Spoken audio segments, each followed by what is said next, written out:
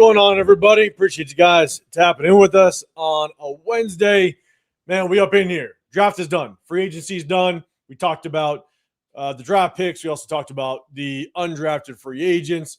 Kind of let you guys know kind of how we felt on that. But because everything is now in the books, let's take a look at the depth chart. Let's take a look at just what these position rooms are going to look like. Do we like it? Do we think we need a little bit more help? And so we'll take a look at the position groups and how we feel about it. To break things up a little bit, we're going to do a start them, bench them, cut them. We're going to bring that back, have a little bit of fun. If you don't know what that is, definitely hit that sub button so you get included in the chat. It's a little bit of a game that we play in the offseason to kind of break things up. And then based on what position groups we think we still need some work on, we're going to go ahead and take a look at the free agents that are available, and we'll end the show with that. So we definitely appreciate everybody rocking with us, tapping in. Make sure you guys hit that like button, hit the sub button if you want to get included in the chat. Just one way that we can show our appreciation to our subscribers. But if you don't know, you're in the Raider War Room. I'm 805 Raider, Real Talk Raider Nation. You got Chris Protect Show Podcast on this side. You got the Severe Raider over here. We appreciate y'all rocking. And yeah, Jeff, I look, Jeff, you're officially the first moderator of my channel. I've been trying. There you go. About time you got one, man. I did it. All right. I grew up a little bit. All right. I'm graduating in this little podcast. You be letting anybody in the chat, man. Talking crazy. No, that's on me. But hey, appreciate everybody rocking.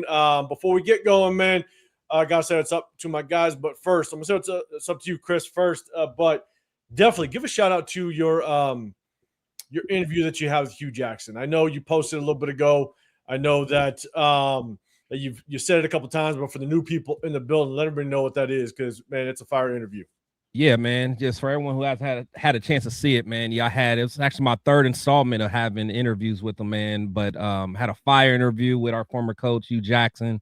Talked about a lot of stuff, man. Talked about some of the memories.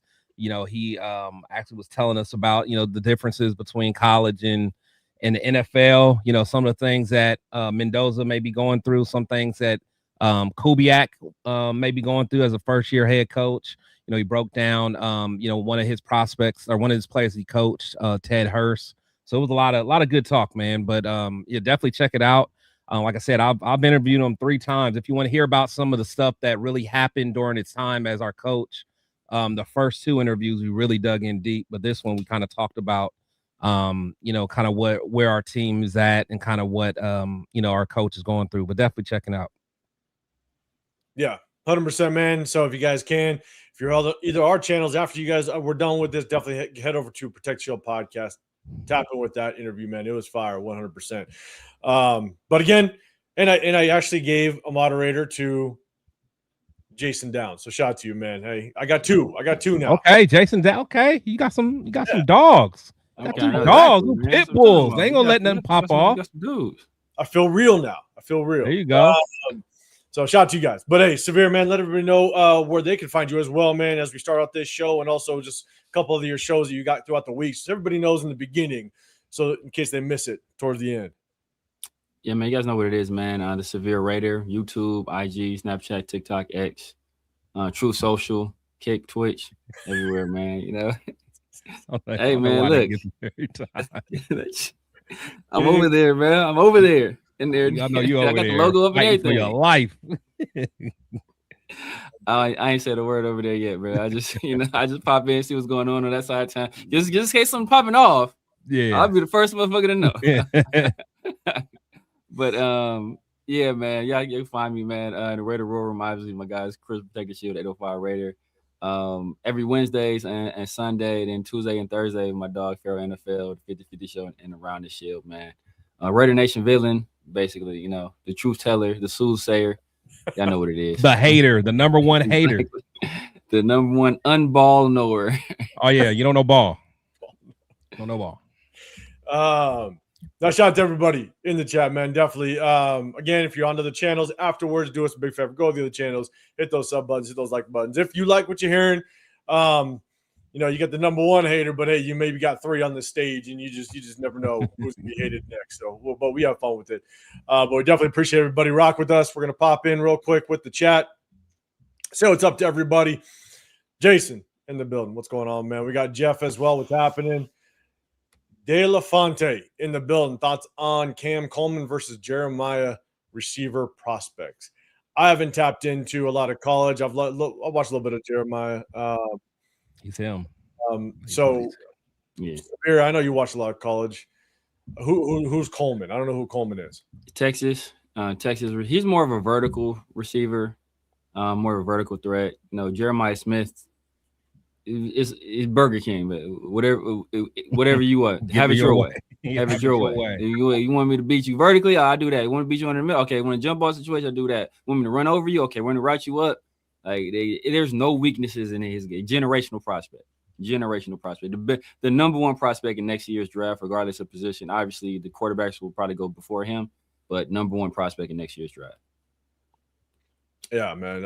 We'll see. And again, Jeremiah Smith with one more year in college football to learn, to get better, bigger, stronger, faster, all that could be deadly going into next year.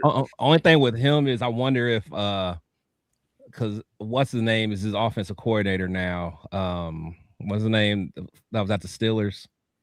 Arthur Smith.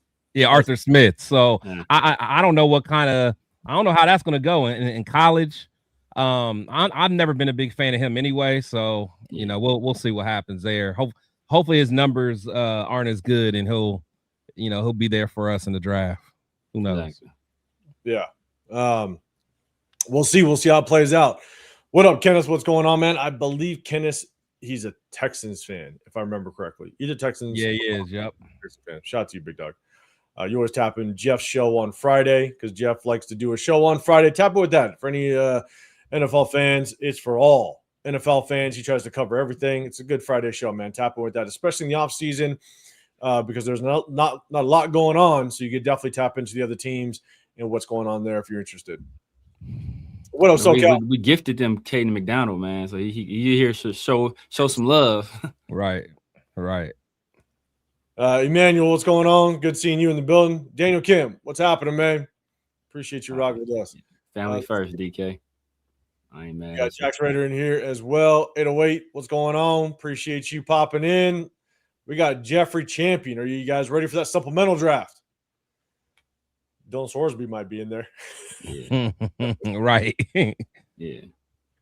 That fucking guy, man. That guy. Yeah, he's an idiot, man.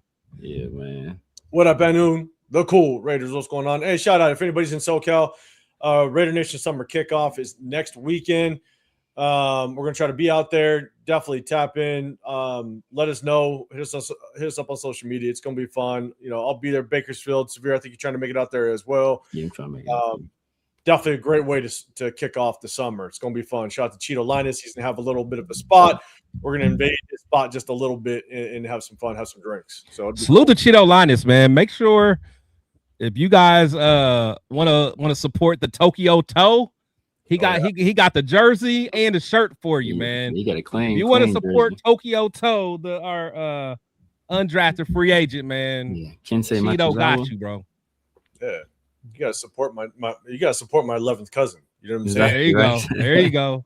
God damn it. Connections are deep somehow. There you go. What up, Money Chuck? See you in the building. What's going on, man? Ace Boogie in here as well. What's going on? AG, what's happening? We got Bill. What's happening? Appreciate you rocking with us. Gabriel, what's popping? Appreciate you rolling up. All right, just a couple more before we get out of here or start this show off. See, Gabe, what's going on? I don't think I've seen you in a minute. Appreciate you rolling with us. I got we're naysayers. That's why he said we're naysayers. And we got the tomato. We got the tomato. 3 of them. It happens. We're used to it. Omega LX, what's going on? Let's see. And other than the Cheeto Linus in the building. What's going on? Someone said Cheeto? We did. What up, Herman? What's going on? D-Money as well. What's D-Money, poppin'? Appreciate everybody rocking. Do us a big favor. Double tap the screen. Hit the like button. You got the Severe Raider on this side. You got Protect Show Podcast on this side. I'm 805 Raider, Real Talk, Raider Nation. Gamer John. Yo, here. That's some spam. Yeah, I'm about to say, see. That Twitch. I got a Twitch. You need a Twitch mod. Man, I got enough people to be over there consistently. Hey, yeah, start streaming it. Hey, Truth Social need to open up. Let me start streaming over there. Let me start streaming the Truth Social. Oh man. All right, so we're gonna kick this thing off. I'm gonna share the screen. All we're gonna do is we're gonna take a look at all the position groups, and we're gonna sit there and go, look, are we good with it? Do we need to address it? And then if there are position groups that we want to address, and then take a look at what's left in free agency, we're gonna whip around and take a look at that. But in between there, we're going to do a little bit of start them, bench them, cut them. If you don't know what that is, definitely stick around. A little bit of fun game we like to do in the offseason to kind of break things up. So let me go ahead and share the screen. We're going to get right into it. All right, let me see. Hopefully you guys can read it. I'm going to try to zoom in as much as possible. We're going to start with the offensive side. Okay, I think we're pretty set. We got Kirk Cousins. Mind you, this is going to show basically starters through 4th string. So a lot of the undrafted free agents aren't going to be on here. So if you like an undrafted free agent, definitely mention it in the comments. We'll try to add that name into there a little bit, or at least into the equation. But they're basically just going to show starters through 4th string. That's how we're going to rock. So, but guys, say what's up to Myra in the building. What's going on, Myra? Good seeing you. They still got Brock listed as questionable. Ain't been hurt in months. All right, so let's do this. Quarterback, obviously, got Kirk Cousins, Fernando Mendoza, Aiden O'Connell, Jacob Clark. We brought a couple people in as undrafted free agents. I think the one Baylor quarterback, he basically got a tryout with the squad, so we'll see how that works out. And so the only question about the quarterback group, it's obviously Kirk Cousins. He's either going to battle to get the start or what have you. Then Mendoza is going to be the guy moving forward. You pick him number 1 overall for a reason. Here's a question, though. Aiden O'Connell. Chat, let us know what your thoughts are on Aiden O'Connell. Is he going to be the quarterback 3? Do you think there's a chance we trade him? Do you think we move on from him? Is there somebody else in this quarterback room, whether it be undrafted free agent, that you want to see possibly take on that 3rd spot? Let me know. Severe, I'm gonna throw it to you first, man. Thoughts on Aiden O'Connell? Do you think do we move on from him? Do we keep him around? Because I know a lot of people may not be high on Aiden O'Connell, but as a 3rd stringer, I think I'm cool with it. But we'll see. What's your thoughts, Severe? If we end up keeping 3, I can see it. But the fact that we brought on 2 undrafted rookies in the camp, maybe that's just to lighten the workload or spread the workload around a little bit among the quarterbacks. But maybe they're taking a serious look at a guy to potentially replace Aiden O'Connell. So I don't know. If I was a betting man, like my guy Brendan Sorsby, I would bet on Aiden O'Connell being there. But I'm not. I wouldn't be surprised if they move on and just allow him to try to pursue a 2nd string job or potentially starting job elsewhere. Yeah, man. A lot of people, they're basically saying trade cut. They're basically saying, hey, Brandon Paul in the building, you're saying AOC is over. Chris, man, what's your thoughts on Aiden O'Connell? Keep him around, trade him, cut him? What's your thoughts? Yeah, I think he's been around a couple regimes. I think it's time to go ahead and let him go. Maybe someone like the Patriots might have a need for him as a backup, something like that. Because they kind of believed in him, or Josh did. A couple years back. But yeah, I honestly, I would like to see someone else get the opportunity. Someone that Kubiak kind of handpicked himself. Again, this isn't going to be a guy that is going to get much play, but kind of like what's his name did for Mahomes. I think it was Chad Henne. Just someone who's like a 2nd, 3rd string that's just there to help your quarterback, help your backup or whatever, help them get ready, help them get prepared. So don't think Aiden's that guy. So I just want to get whatever pieces possible to help Fernando be the man of the future. So whatever that takes. Yeah, I'm with you. You said, Jason, you said, I have a feeling AOC is going to make it hard for the Raiders to let him go. Just a gut feeling. I can see him and Kubiak have a good relationship. So, Cal, you're saying trade Aiden O'Connell. Cheeto, you're saying they have no ties to AOC. Wish him well. Brutal. The door vacuum cleaner. Kirby vacuums, baby. He'd be good at it. I think it's very clear that Aiden O'Connell is going to be the third quarterback on this roster if he stays, right? And so you got Kirk Cousins that's ultimately most likely going to start this season with Mendoza coming in whenever he's ready. So I think that's, or he might start. Who knows? However that's going to play out. But either way, Aiden O'Connell is the third string quarterback.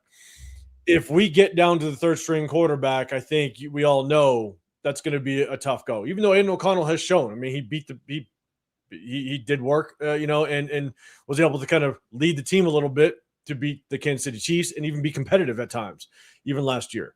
So, at least he has that under his belt. But if he gets your third quarterback, the season's a little bit of a wash. So because he's not the future, because he is not going to be around after this year, I would say either trade him or bring in somebody young that Clint Kubiak likes to start grooming him just in case. You never know. You always want to start. You always want to keep developing quarterbacks. You never know what's going to happen. And if Aiden O'Connell is not going to be the guy, then move on from him. Trade him if you can. Get some draft capital. Shit, get a seventh if you can, if someone's willing to give it. But I would say definitely get somebody else in here that Clint Kubiak likes and is willing to develop within his system. Because again, you always want to be developing quarterbacks. You never know how this room is going to play out. So I'm game with trading him and moving on with him and develop some young talent, which is unfortunate because I've always kind of been on that stance of whether you like Aiden O'Connell or not. I think he's been dealt a shitty hand. Multiple offensive coordinators. You're shipping away receivers left and right, so he really didn't have much weapons to throw to consistently. Really bad O-lines, in the past. And so ultimately, I think a fresh start would be good for the kid. Move on, do your thing, all is well, as long as you're not playing us. Exactly. So next up, running back room. We got Ashton Jeanty. We're bringing Mike Washington Jr. I think for the most part, I think a lot of people just like the fact that we brought in a second running back, which is good. You got Dylan Labe up there, Chris Collier, but one guy that's not on the list, which I think a lot of people are really interested to see what he's going to be able to do, is Roman Hemby out of Indiana, possibly a short yardage back. And so, chat, let us know what you think about the running back room. Do you think there's somebody else we want to bring in, or is there somebody that you really are excited about on this list? So, Chris, I'm going to throw it to you first. Just overall, obviously, Ashton Jeanty is going to get the starting nod, but what's your thoughts of this running back room? Are you good where it's at? Or do you think we need to go after free agency and maybe address another position? No, I'm actually good because I do want to see, kind of what Hemby can do. Of course, I think Mike Washington is definitely intriguing. Would like to definitely see him make sure he can, take care of his fumbling issues and be able to do some pass blocking and stuff like that. To be honest, I think Dylan Labe is going to be the man out, to be quite honest. I'm not sure, what he can bring to the table. New regime, don't really have any ties to him. When he did get in, had fumbling issues right away. I know he brought a little bit of something to the game, as a returnman, but I can't see him doing that, for us this year. So I think he'll be the odd man out, to be honest. No, I'm with you. But shout out, man. You got Turf in the building, but he's also throwing out some extra memberships up there. Turf. Right, Turf. Appreciate Salute it. To my brother, man. Turf, we all got to get together. I know you at least come out for one game, Turf. You got, when that schedule release gets out there, you got to let us know ASAP what game you're coming out here for. Bro. Because maybe all of us need to link up, and we're going to make sure Turf has a good time. That's what we got to do. Turf's going to have a good time regardless. Now, Exactly. don't let his lives fool you. His lives, he's Dr. Doom right now, but in real life, Turf is the happiest dude and the funniest dude. One of the funniest people I'd have ever met, and he don't even try. 100%. Even try. He don't even try. 100%.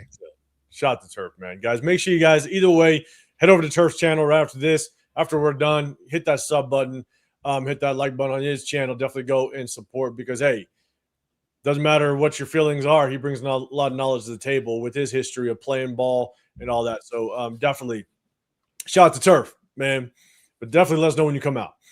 All right. So I'll throw it to you in just a second. But we got Show Deuce. You said low key we could still get Najee for $2 million up to $5 million, something like that. I just don't know what role he play in this backfield, but we'll take a look at free agents afterwards.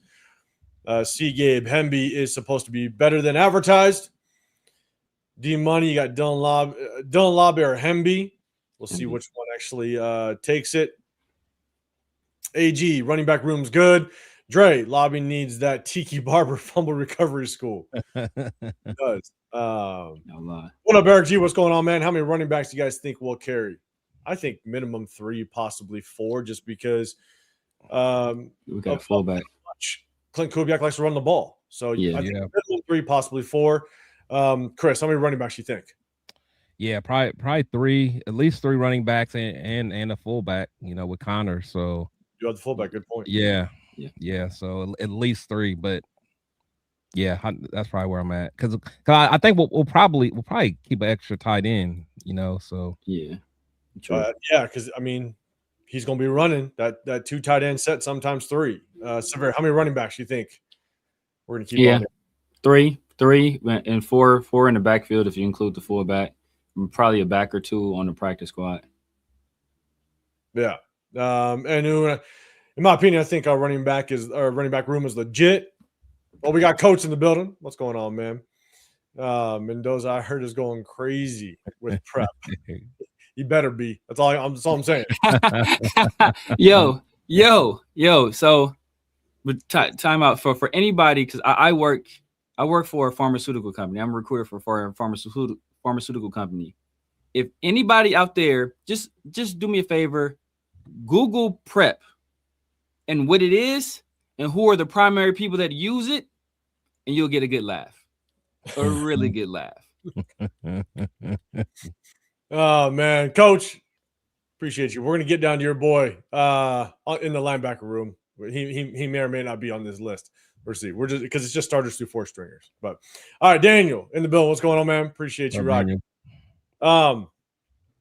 So Severe, running back room. What's your thoughts? We good?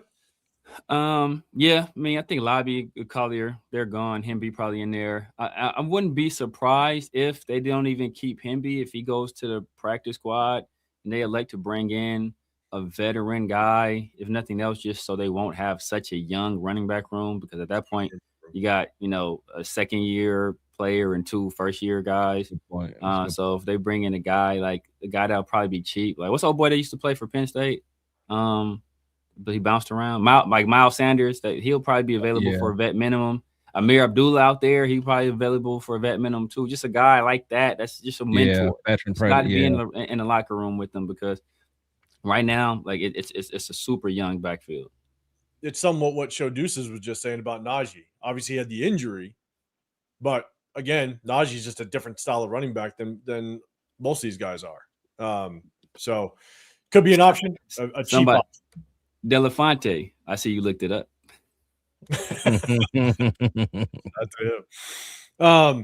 I'll be honest, man. I'm straight with this running back room, to be honest with you. I mean, Severe, you make a good point. Maybe you want to bring in a veteran.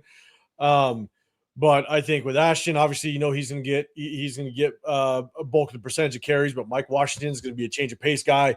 Dunlop, Chris, I agree.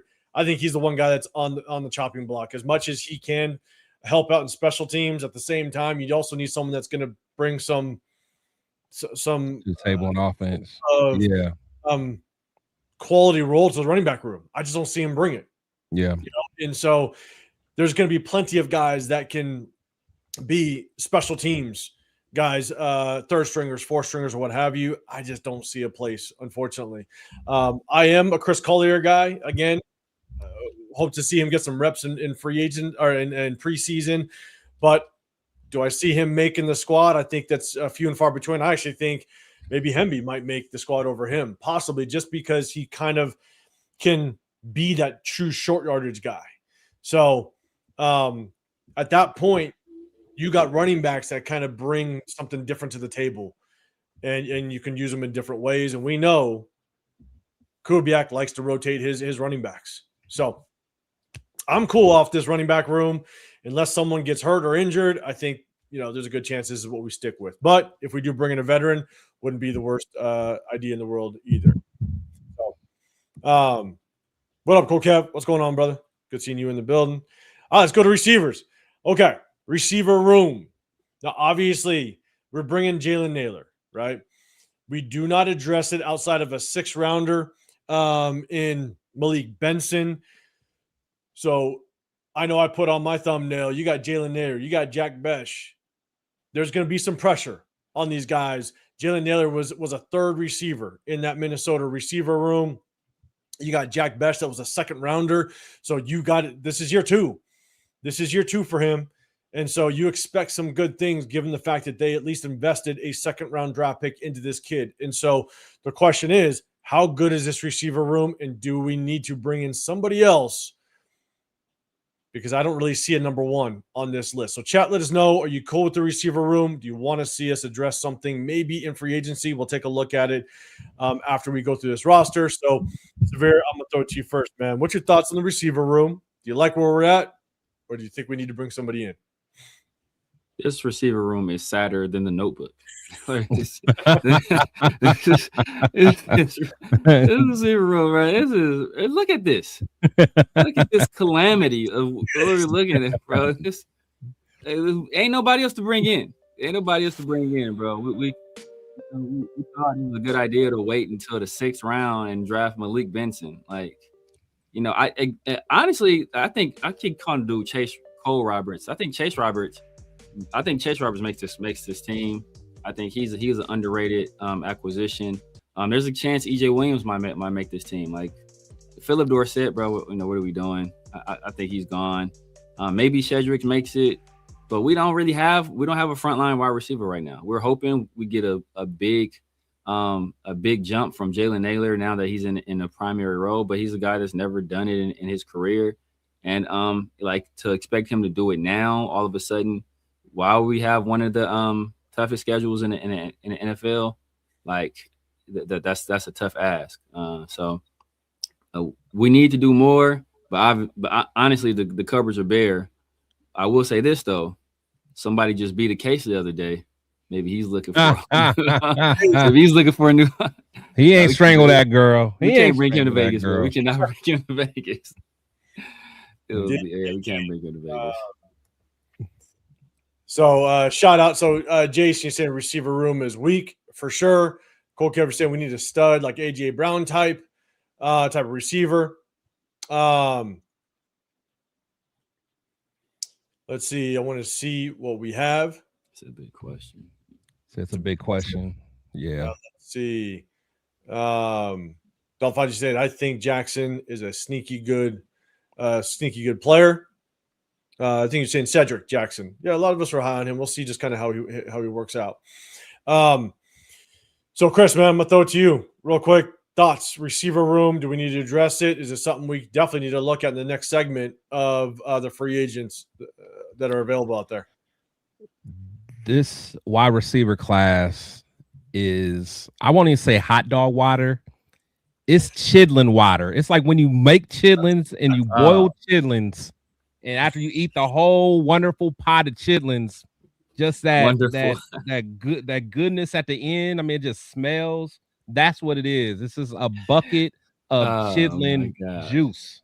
That's what it is, man. That's what it is. I mean, honestly, like Naylor, again, I do think Naylor is probably better than the advertised because he just hasn't had a chance to get more targets.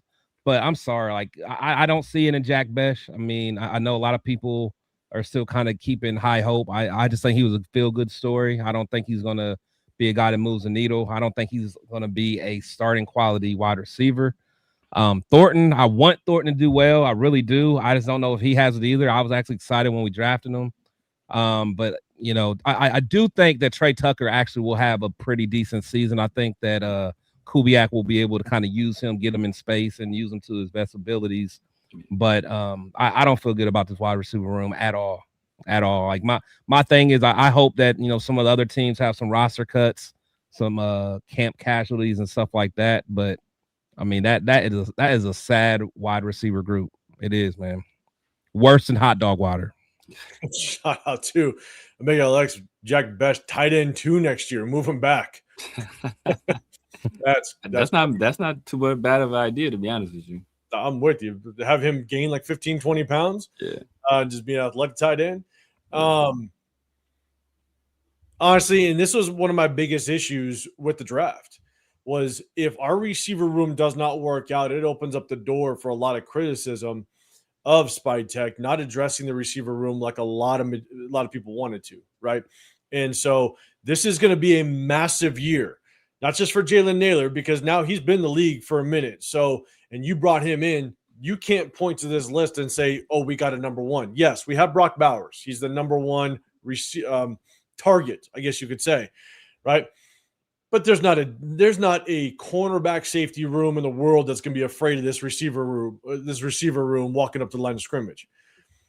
You know what I'm saying? So how's Clint Kubiak going to work Jalen Naylor? Is he going to play more that JSN role? Because I could see him using him like that. Again, not saying that he's going to execute like JSN. Not at all. But you can see him use him in that role. But then is Jack Best a true number one? Is he a true number two? Based on what we saw in the game film last year, he struggles to get separation, right? And he's only been 1 year as a receiver at TCU. But prior to that, he was a former tight end. So he's still a developmental piece. And now you want to give rookies some time, but Jack Best, you got half a year. This is your second year. I'm giving you 6 to 8 games. If you don't produce like a second-round draft pick, now the criticism is going to start to flow without question. And then you kind of point to Spy Tech and go, why didn't we? That's your guy. He drafted him second round, and so it's just going to open up those question marks as to why we didn't address it earlier and allow Brock Bowers to find the mismatch. Because right now, with this receiver room, we're going to go cornerback one. Yeah, cornerback one is going against Brock. Yeah. Oh, for sure. Yeah. Defensive coordinators can scheme all day and have that luxury of going, in this situation on 3rd and 6, guess what? I'm taking Patrick Surtain and I'm locking up Brock Bowers. Yeah. So you can now take those number one quarters and situationally be able to lock up whoever you want, whereas this receiver room does not have a number one. And so I'd like to look at free agency, see just what's out there to kind of help out this receiver room. But as it stands right now, we ended the year with one of the weakest receiver rooms. I think we're still there. Yeah, I didn't see any improvement through free agency or the draft. So, unfortunately, in my opinion, I think Spy Tech kind of set himself up a little bit. If this receiver room does not kind of spark a little bit this year, a lot of question marks are going to start to fly. So, okay, cool. That's the receiver room. Last but not least, yes. I think and I've been saying the last couple of years, if Trey Tucker can if we can scheme him and position him as a true slot receiver, I think we can get more out of him. The last couple of years, man, there's times where he had been thrown into the number one receiver role because Devonta Adams is now sitting out, or we trade him away, and then Jacoby Myers is hurt a little bit. I just think he's been playing out of position. So if we can get him in the right position, true slot receiver, then I think he has a better chance at finding success. So we'll see how it works out. Only problem with that is that if you put him in the slot, like Jack Best can't play outside, right? So you almost have to. So that's what makes it tough. Is like he can't play outside. He can, and Trey Tucker's best position is probably playing in the slot. So it's like it's tough, man. It's tough. Yeah, that's why honestly, it's like I almost wonder if they're gonna try Thornton again. I mean, at least Thornton is an outside guy. I mean, he gotta get better, of course, but maybe at least just for that threat. I don't know, but that's a good point because Besh definitely can't play outside. Yeah. No, so again, this is kind of the prove it year for Jack Best. Again, I like to give rookies at least a year and a half to really understand, do you start to see progress? And so by mid this year for Jack Best, if I don't see clear progress, man, it's going to be criticism will start to fly. So we'll see how it works out. Look, our tight end room, I think outside of Brock Bowers, Michael Mayer, we know that's the number one, number two. Outside, behind them, you got Ian Thomas, Carter Runyon. We really didn't address it too much. Where Albert O at, man? Albert O. Hey, man, give him some respect, man. Where Albert O? Albert O gonna make this team. I'm telling you right now. He gonna be in there.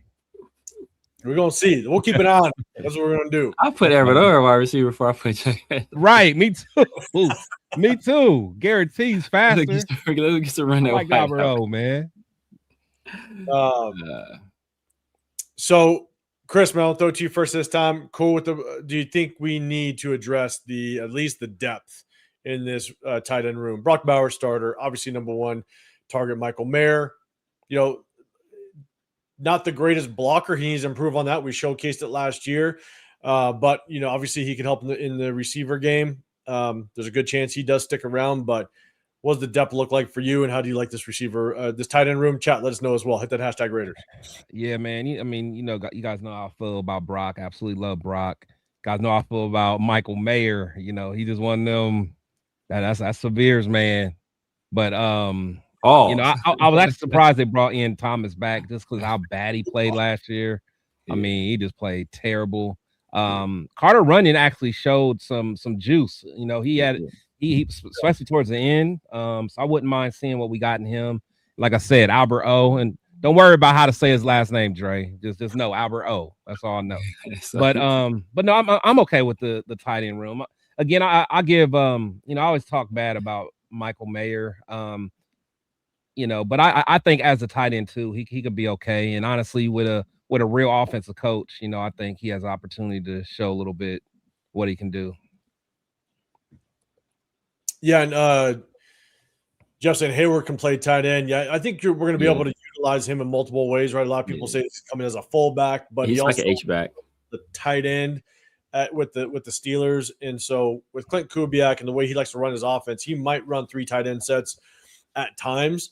And then here comes Hayward in there. So, but Kubiak, and we showcased it when we broke down Kubiak's offense, he will run a true fullback. Maybe that will be Hayward. It looks like that's going to be the case. So, chat, do me a huge favor. Hit that hashtag Raiders if you do have a comment to what we're talking about. Helps me helps me kind of pay attention to everybody in the chat. So, Severe tight end room. What's your thoughts? Yeah, I mean, Ian Thomas can go. I'm pretty cool with everybody else. Because I do think we will probably run, especially looking at our receiver room, we'll probably run a lot of 13 personnel. Right. And the fact that we want to run the ball a lot too. I think that's what teams are doing. We as evidenced by we saw the number of tight ends that were drafted this past draft, how where they were taken. Teams just drafting blocking tight ends in the second and third round, crazy stuff like that. I think a lot of teams are going to start going toward 13 personnel. So I wouldn't be surprised if we do the same. So I wouldn't be surprised if we end up keeping four tight ends on the roster, to be honest with you. Yeah, you look at the interesting move that Chicago did last year. Yeah. Right? I mean, they had Loveland, right? And then they also had, who's the other kid over there that's all Cole Kmet. Yeah. Yeah, Cole Kmet. Yeah. And so when it came to Chicago, they beefed up that tight end room and yeah, they're running the rock, but at the same time, they're also letting Caleb Williams kind of do work with 2 tight end sets. So I think we definitely need to at least take a look at the tight end room, see what's left out there. I'm with you. Ian Thomas, not the greatest pass catcher. He was bad. Awful blocking last year. Awful. Michael Mayer, I hope he just kind of steps up his game at the end of the day. Yeah. I think that's what we need Michael Mayer to be, the guy that we traded up for in the second round a few years ago. Right. So we need that guy to step up, especially in the run blocking. Obviously, Brock Bowers is going to be our main pass catcher, but Michael Mayer, man, you came in as a run blocking tight end, right? That was kind of your bread. Yeah, that was your thing, right? Yeah, right. Red zone and repeat this because I forgot this. Chicago picked up Sam Roche too. Oh, did they really? Yeah, we did talk. We taled about that too. Yeah, they picked up Sam Roche, so they're for sure going to some 13 for sure. If they got unless they trade one of those dudes, but so that's gonna be a smooth little tight end room. It is. So I just think with Michael Mayer, he's got to step up. He's got to be the tight end we want him to be. Again, he showcased one of the games at tail end last season, the Michael Mayer in the pass catching game that a lot of us do think that he could be good at. He still could be a very good pass catcher. I'm not doubting that, but we wanted him to be more of that run blocking tight end, and it was a struggle for him last year. So We got to get that out of them. But then outside that, I wanted us. Again, if you get bona fide starters, if you get in the first 3 rounds some true starters, that's when you probably could have gotten a true blocking tight end in round 6, 7.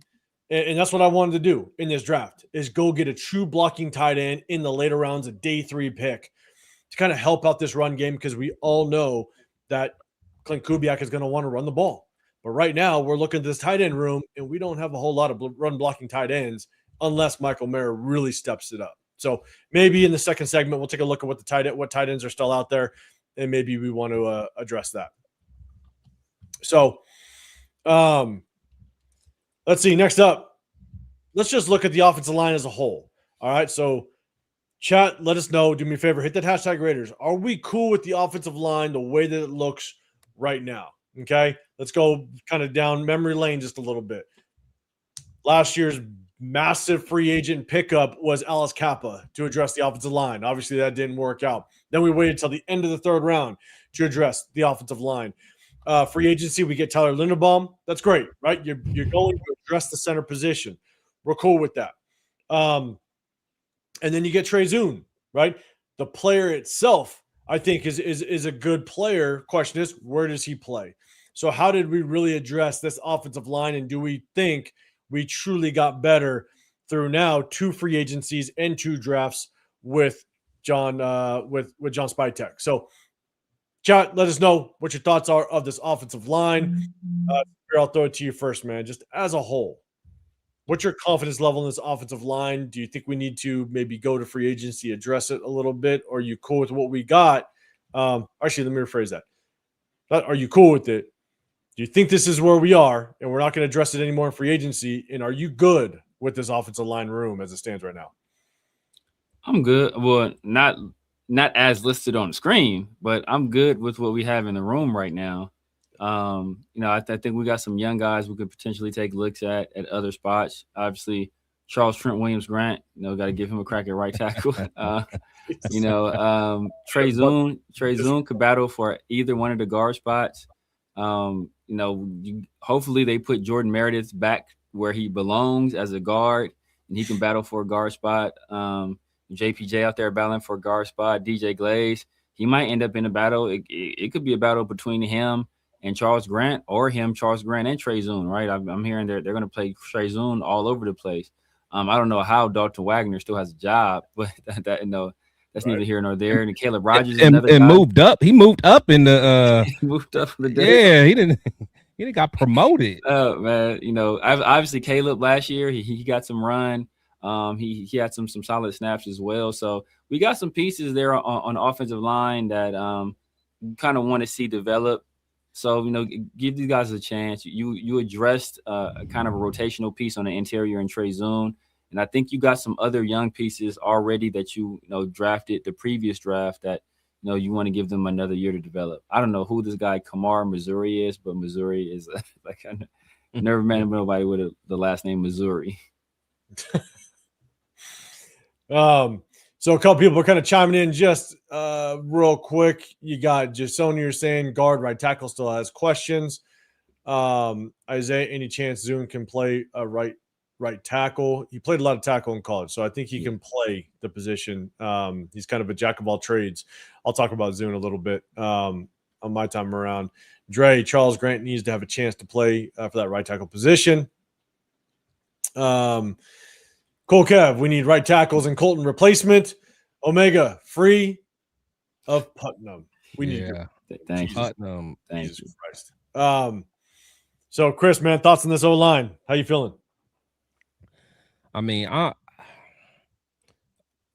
still would like to see another couple people added that I trust, because Mafi and Putnam, like that hurts my soul. That hurts my soul just seeing them two on there. Meredith, just like you 805, Meredith in the right position, I think he's good. Like he can really compete for a position.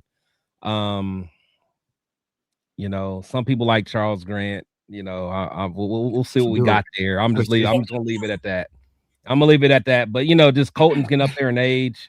I know he's had some injury issues over the last couple seasons. So I mean, I guess the quick answer, I think the line it will be improved from last year, of course, but I still want to see a couple more pieces just to have some more depth. Yeah, Rick Dennison is the most valuable piece. Facts. Yep. Facts. Quirk, man, I don't have faith in this line. See, Gabe, these can return to form. And honestly, I think that is the biggest piece right there. It's like, what glaze are we gonna get? Pause. But like, if we can get the one that we saw, that shows some flash. You know what? I'm not fooling with y'all. Y'all know what I mean. Did it show some flashes? Was it glistening in the light? My bad. Oh, that was wild. That was your fault. I know. As soon as I said it, I'm like, let me clean that up. Oh man, Chris had a great one earlier in our chat. So, oh man, amazing.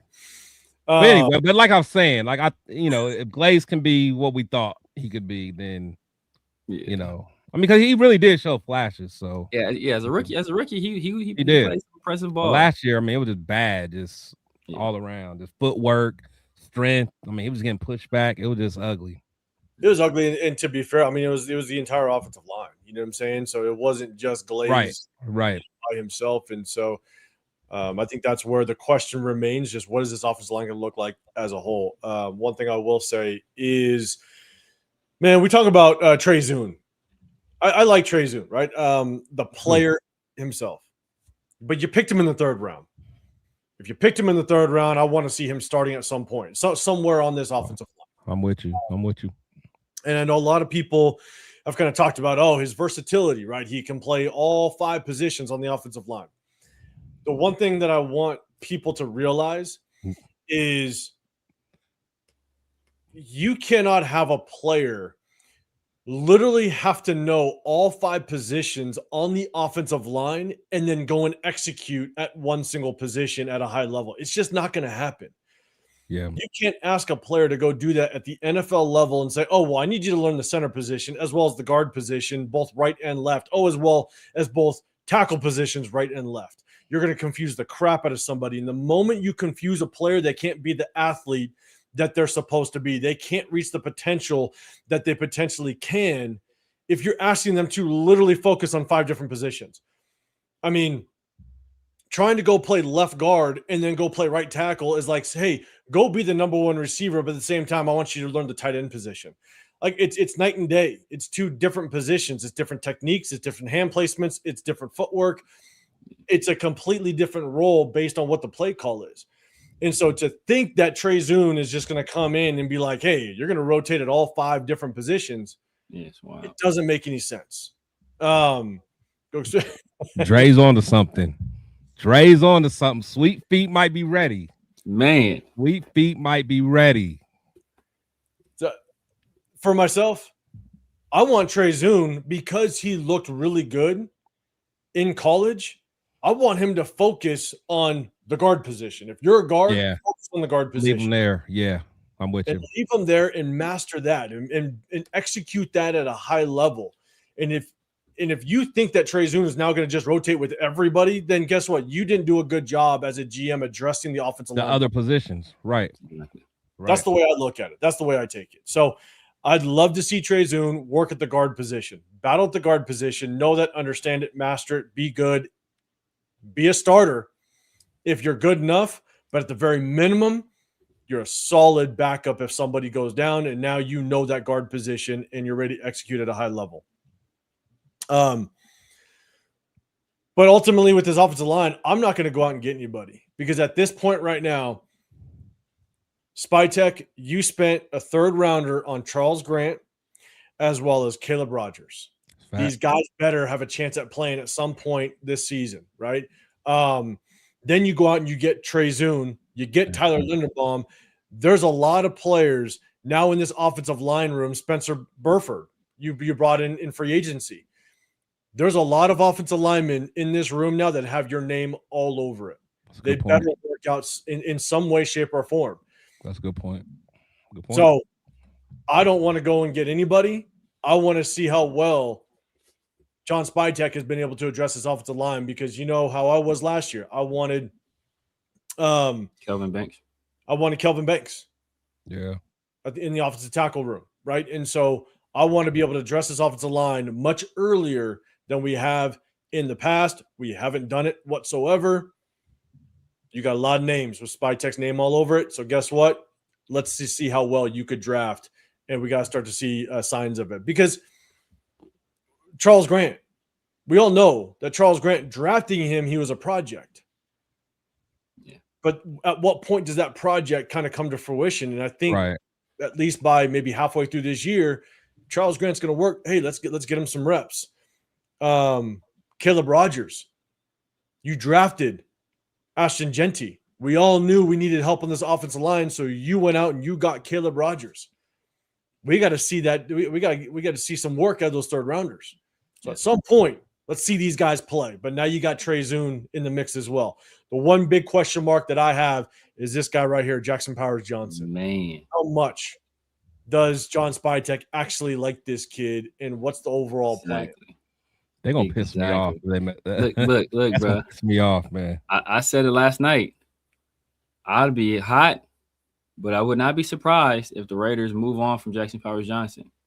Because when Spytek was in Tampa Bay, you know, obviously Light was a GM and he was assistant GM. But when they were in Tampa Bay, they had a need at center, and they passed on Jackson Powers Johnson. And that's part of the reason why he fell to the second round, and we were able to get him. So I don't know. I don't know how much he, and we assumed it was all Pete Carroll, and there's some of it was Pete Carroll. You could hear it, when he was talking about the kid, but maybe Spytek ain't too keen on him either. So the fact that you go out there and you get Glaze and you pay Linderbaum all this crazy money you paying him, and you get a guy that can rotate at all interior spots, and you move Jordan Meredith back to guard, and you keep Will Putnam on the roster for what reason when technically JPJ can play backup center as well. It's I don't know. Yeah, it's still a big question mark. That's what we got in this offensive line room right now. Because again, Chris, like you're saying, like DJ Glaze, which one do we need to get out of him? And so, is he going to be a solid right tackle? If not, who's his backup? Shout to some people in the chat. They're saying, hey, maybe Charles Grant needs to start working at right tackle. See how that works. But ultimately, I think Charles Grant, they drafted him to be the next man up behind Colton Miller. So we'll see how it works. Cheeto, you're saying he needs to be able to stay healthy and play a whole year, but but still give him a chance. Are you talking about JPJ? I think. Yeah. Camp Bodies and JPJ, we trust. The talent is there, man. The talent is definitely there. Oh, for sure. So, all right, let's jump to the defensive side. Let's talk about the edge rushers first, right? Obviously, when you talk about the defensive end play, let me kind of scroll down a little bit. It's kind of all over the place. And so you got, technically, they got him as kind of the will backers, but you got Max Crosby, Kwity Paye, Kieran Crawford, our third rounder. On the opposite side, Malcolm Koonce, Jafari Harvey, Cian Sloan. Brendan Jackson was a guy that we picked up last year as after the draft. I think we picked him up just as a free agent, kind of late in free agency. Kid that showed some promise, so we'll see just kind of how he can rotate in. But chat, let me know what your thoughts are on this edge rushing room. Again, Max Crosby, Kwity Paye, Kieran Crawford. You also got Malcolm Koonce, Jafari Harvey. Shout out to Chris. I think, Chris, didn't you get an interview? Nah, not with Harvey. Other guy. No, that was Jaw Joyner last year. Yeah, Jaw Joyner. Yeah. Man, shout out to Jaw Joyner. We thought he had a shot. I liked him, man. But Jafari Harvey, Cian Sloan. Again, chat, let me know what your thoughts are with this room. Obviously, Charles Snowden out the building. Traded away Tyree Wilson. So this is what it looks like. So, Chris, I'm going to throw it to you first. Let me know what your thoughts are on this edge rushing room, but also let us know what your thoughts are on the release of Charles Snowden, because wasn't able to kind of throw it out there last weekend. So let us know. Yeah, that was surprising, man. I like Snowden. You know, he's one of those guys that just kind of did it the right way. He worked hard, worked his way up. Um, I mean, he actually did what we needed. He showed had a high motor. Was working on his move. So I was real surprised about that. Um, and honestly, I think that room takes a hit. With him going. Malcolm Kuntz, I love Malcolm Kuntz. That's one of my guys. But still kind of wonder how that injury is going to affect him. I feel like towards the end, if I remember right, I feel like towards the end of the year, he started kind of coming around. He started seeing he had the bend and in the dip and all that stuff. So hopefully he comes back, back to that form of what at the end of 24, where he was playing pretty well before he got hurt. Um, yeah, looking at that, of course, got Max up there, Quiddy Pay. I do like Quiddy. But yeah, I definitely would like to see, another, someone else that can kind of move the needle. Um, I'm not even familiar with Harvey, to be quite honest. I don't even think I know much about him. Where he come from? I don't know. That's a good question. I remember watching him a little bit when we picked him up as an undrafted. I don't even remember him, to be honest. So. But not from Florida. He's not a Florida guy. God, I want to say it was Florida. I don't remember though. The name sounds familiar. But I forgot. Snowden did have that DUI, didn't he? But still, I mean, come on. One point I was going to bring up, because there hasn't been any consequences of that just yet. Yeah, because we thought we thought it was going to because he got in trouble before the season last year, didn't he? Yeah, exactly. People were worried about. He didn't make it through the whole season. Yeah. I forgot all about it. You can't let the brother play now and then come back like right. Like, you feel me? So that's why. I did forget about that. That's right. Yeah, Jafari Hardy is SMU. That's right. SMU. There you go. There you go. Did he play? He played at a school in Florida though. Did he play in Miami? He played for the Hurricane. I think he might. Remember. There was a pass rusher. Somebody else drafted a guy named Harvey that played at Florida. Was it Denver a few years ago? I think it's somebody drafted a pass rusher named Harvey that went to Florida. I can't remember who it is. Well, Greg Hardy? No, it was Harvey. Maybe it was Denver. Harvey. Oh, yeah. I think it was Denver. That's maybe who I'm thinking about at Florida. All right, Severe Man, thoughts on this edge rushing room? How you like it so far? I mean, it kind of remains to be seen. Quiddy Pay doesn't really offer you much as a pass rusher, to be honest with you. I mean, I think he's probably closer. There you go. Maybe it's Lee Harvey. Yeah, maybe that's it. It was Lee Harvey Oswald. But Quiddy Pay doesn't offer you much as a pass rusher. We're kind of hoping we can get a little bit more out of him this upcoming year than he's been able to offer in the past. I think advanced analytics aren't always accurate, but I think he had like one of the worst win rates of all edge rushers or all pass rushers in the league last year. Brennan Jackson, we saw some things from him when we picked him up. I believe it was from the Rams that I was kind of intrigued by. He has some traits that, especially, and I think he kind of fits this scheme a little bit better as a stand-up pass rusher in a 3-4 scheme. So he's a guy, I kind of want to see what he's able to offer. Then, other than that, Jafari Harvey, I don't remember his game that much, to be honest with you. CN Sloan, he's a guy that, he plays with his hair on fire, but he's crazily undersized for a pass rusher at the NFL level. So that's going to be an uphill battle for him to make the roster just based on that alone. And obviously we drafted Kieran Crawford in the 3rd round, quite possibly my least favorite draft pick of all the draft picks we had. So, the guy's already tapping out of rookie minicamp after one day, because he went so hard the first day that he had to take a break day 2 of rookie minicamp. Your first NFL rookie minicamp, you're already saying you need to step back. Like that troubles me. But freeze out. Wait till it's 105. Then we'll see how it works. Yeah, man. So, man, that's soft, bro. Like, if he wasn't a 3rd round pick, he would have got cut immediately, bro. He would have got cut immediately. Take your ass home. I don't want you on my field, bro. I don't want to see your face tomorrow, bro. You know, Coach, can I have the day off? Yeah. Take a few days off, actually. No, when it comes to the edge rushing room for me, I look at Kieran Crawford as something very similar to Malcolm Kuntz. They seem like two very similar players. Yeah.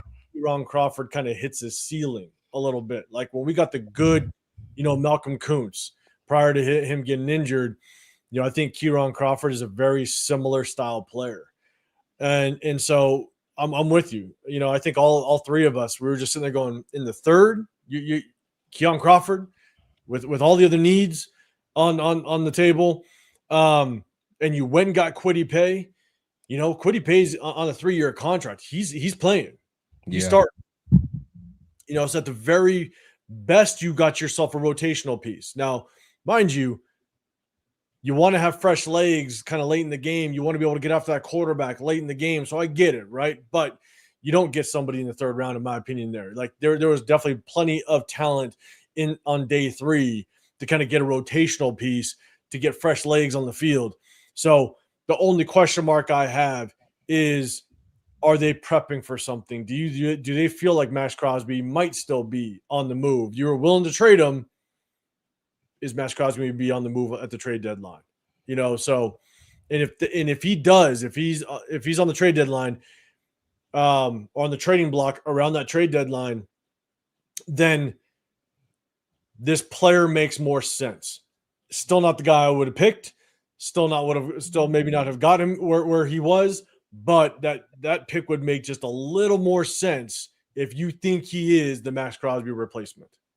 So, that's why for myself, it just remains to be seen just how he plays on this defense, and then what is the overall intention. Because if he truly is just a backup rotational piece and you got that in the third round, that's a problem. That's a problem. So, and I think Quay plays more outside. I think he plays some outside in this game as well. So, yeah. And it goes back to kind of what we were saying before the show is, I know a lot of people say, well, you can't address every single positional need or starting position in one offseason. You can. If you do it correctly, if you don't double up as an edge rusher, as a rotational piece, if you don't double up at the safety position, you can get starters and you can address a lot of starting positions through one free agency and one draft. You can do it. But what we did was we doubled up on a lot of positions. We got an extra edge rusher that's rotational. We got a Trey Zoom, which might end up being a backup. Who knows where he's going to play. You go get Dalton Johnson, another backup safety. Like when there was starting position or starting caliber players still on the board, even kind of in those 4th and 5th rounds. So, but what do you guys think Max is really going to play in this? Like I almost think he's going to have his hand in the dirt as an end. You think he's going to be like a true edge? Kwity Paye will have his hand in the dirt because I think Kwity Paye yeah, me too. provides more run stopping type of edge rusher, where Max is going to be kind of he's going to be. I don't think he's going to have his hand in the dirt. I think he's going to be more of just a pure outside pass rushing. I think that's going to hurt him. Honestly, I don't know, man. I don't know. Because I could see, Max tends to get himself out of position. Like, if you're doing that at edge, that could be big problems if he's not being disciplined. Yeah, I agree. Omega, Max is playing in Soldier Field. You got him trading to Chicago already. We'll see how it works out.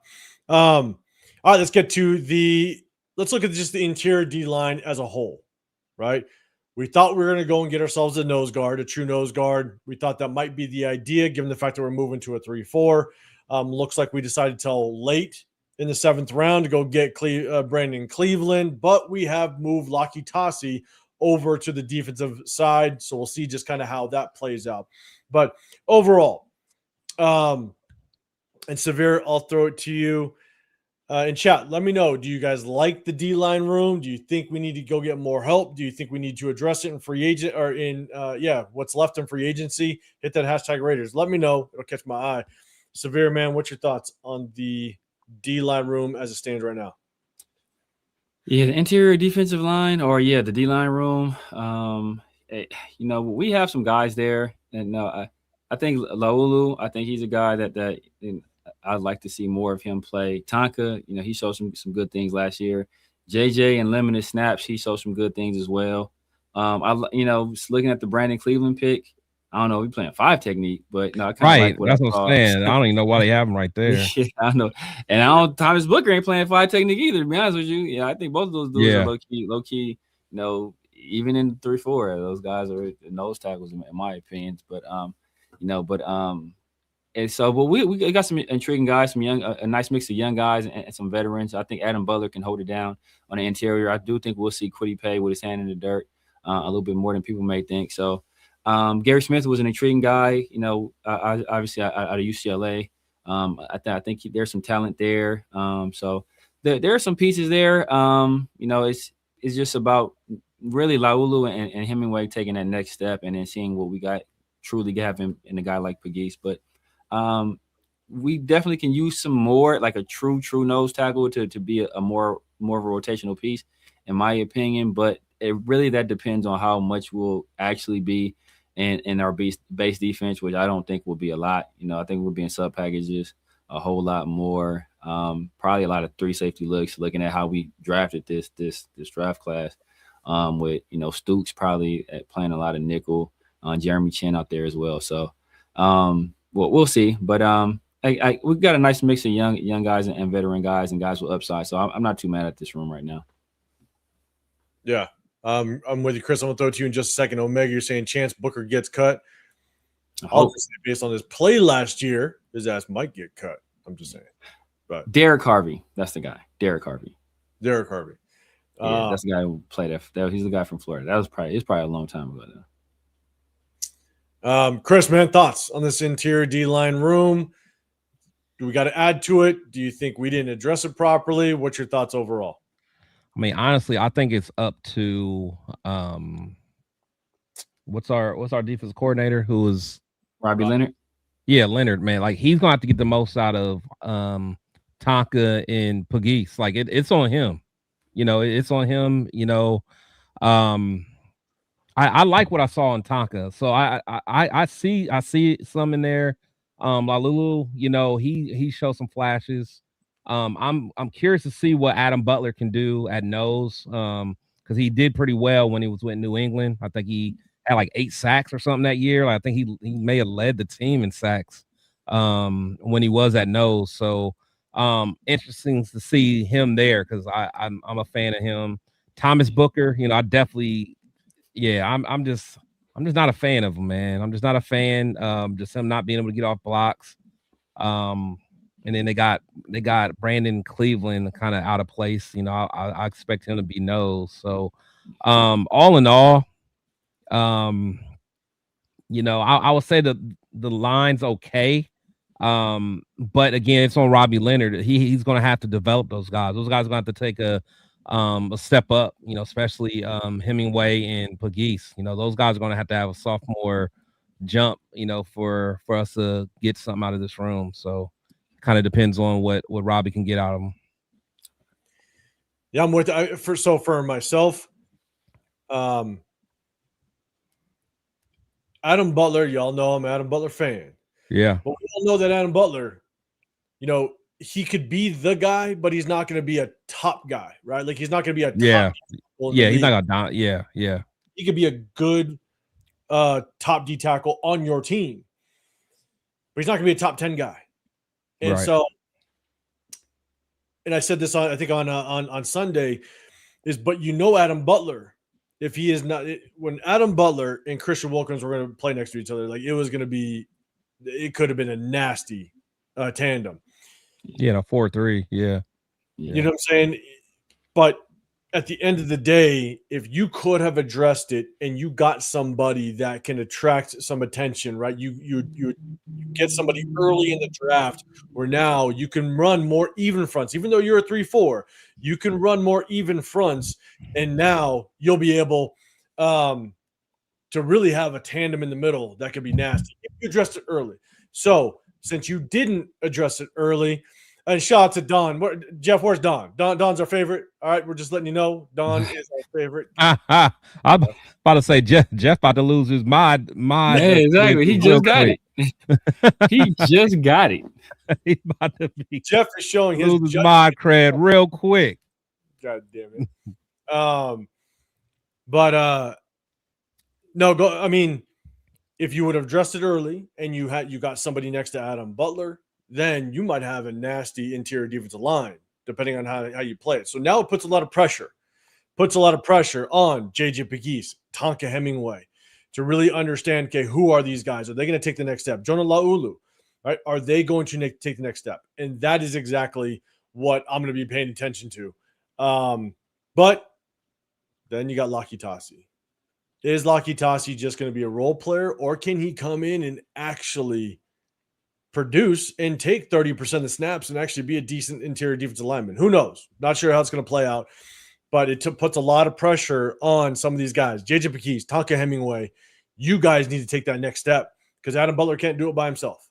So, and if our interior defensive line struggles and it does and is not looking good, and we still struggle against the run because our defensive line just cannot kind of play on the opposite side of the line of scrimmage, well, guess what?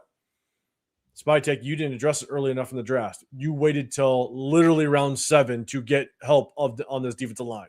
So just like the receiver room, there's a lot to point to if this isn't working out by this year. So, it's a very thin line, Jeff. Better watch yourself. All right. So let's talk about linebackers real quick, okay?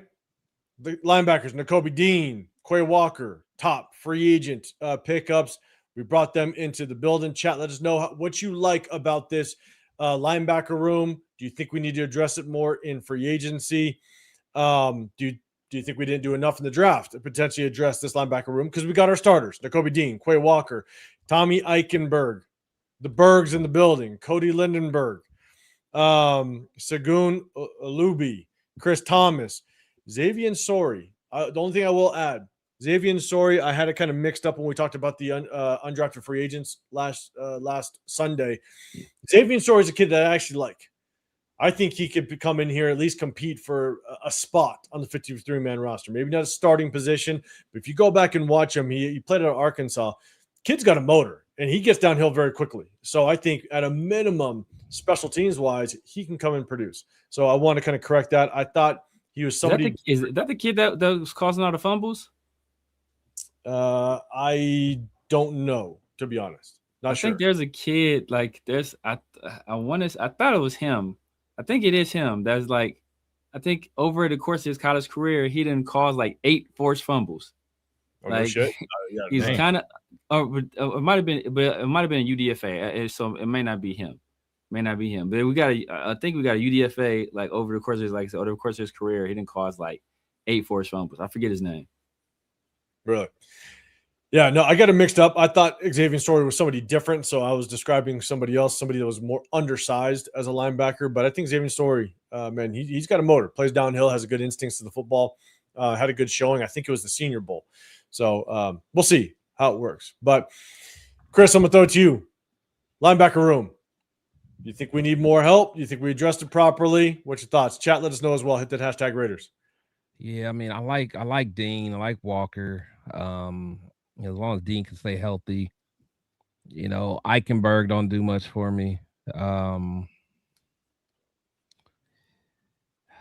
Yeah, I mean, overall, I think we could have did a little more. Again, I'm always about, how can you develop your players? So like, what can the year 2 players do? Cody Lindenberg, he actually shows that he can play a little bit. I mean, even Tommy. I don't want to give up on him just yet, but he's going to have to show something. So we're going to see some development out of both of them. Right. So it's, in the 3-4, being a true inside, might help him out. I don't know. But to be honest, I'm not super excited. We definitely need some more depth. Yeah. Severe man, what's your thoughts? Yeah, man. Obviously, N'Kobe Dean was a guy I had identified, kind of early on in free agency as a guy I wanted us to go after.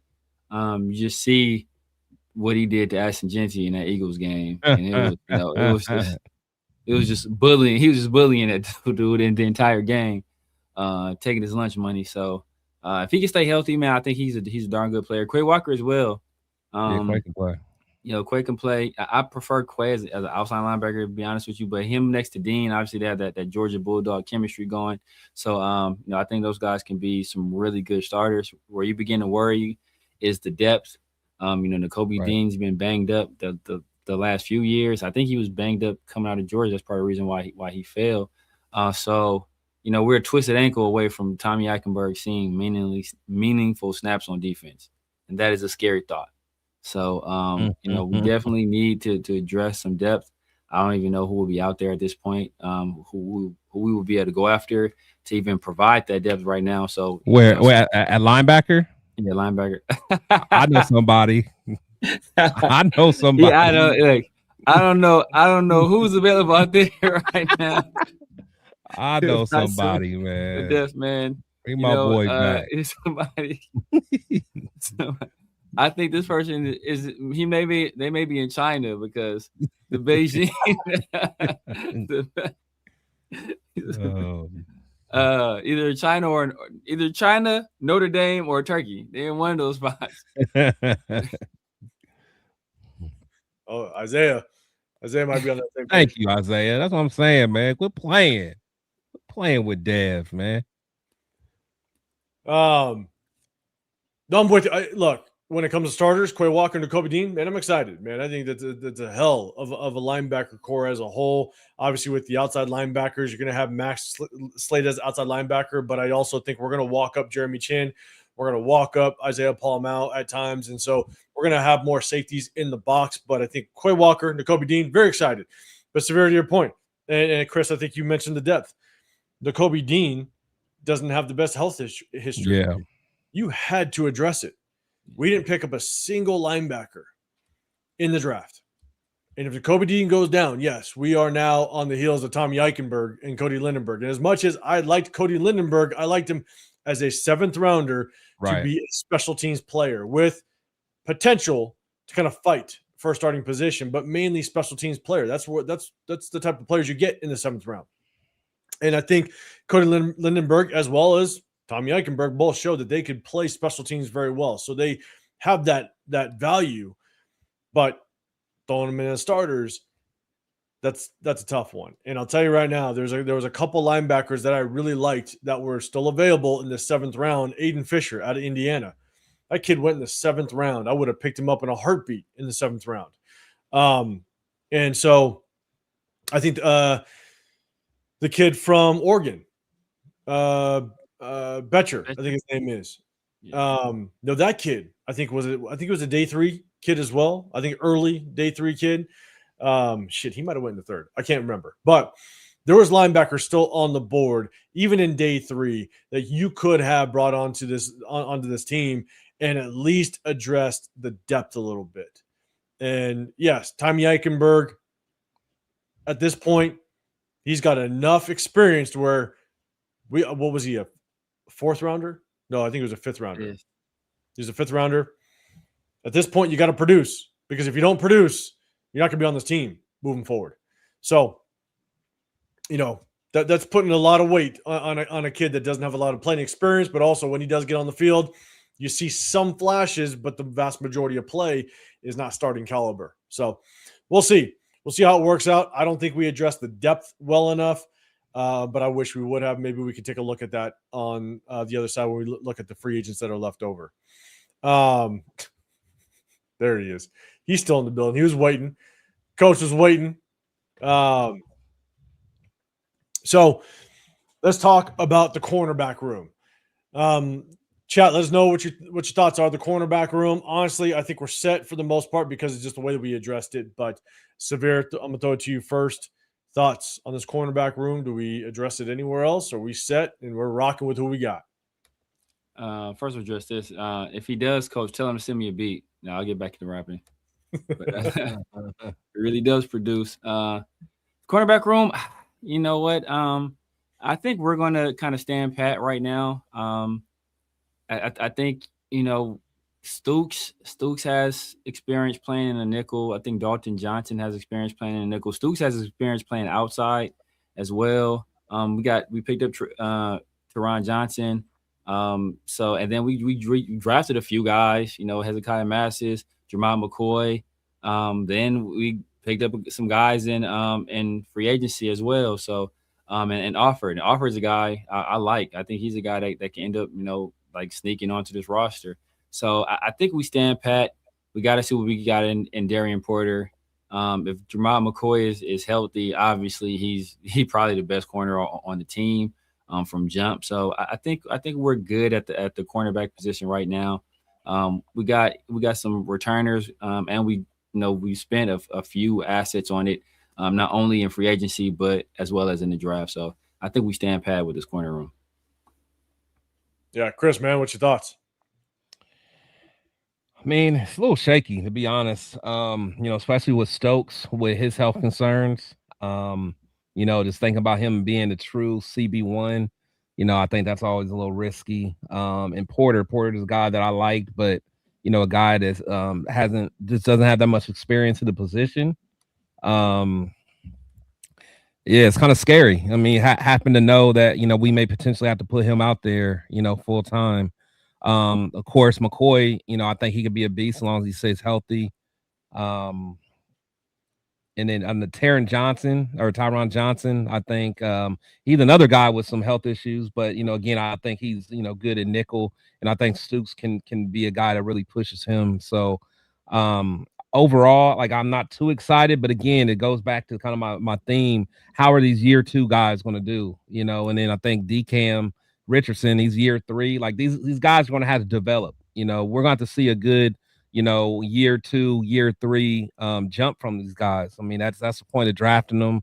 I think Richardson, he was a 3rd round pick, wasn't he? 3rd or 4th round pick. So again, I know it's going to be different schemes, but these guys in their 2nd and 3rd year, they're going to have to step up. On paper, it doesn't look that good, but I think with the development, we might be okay. But I will say it's scary being in a division with the Chiefs and even what Denver and and the Chargers, they all got strong offenses. So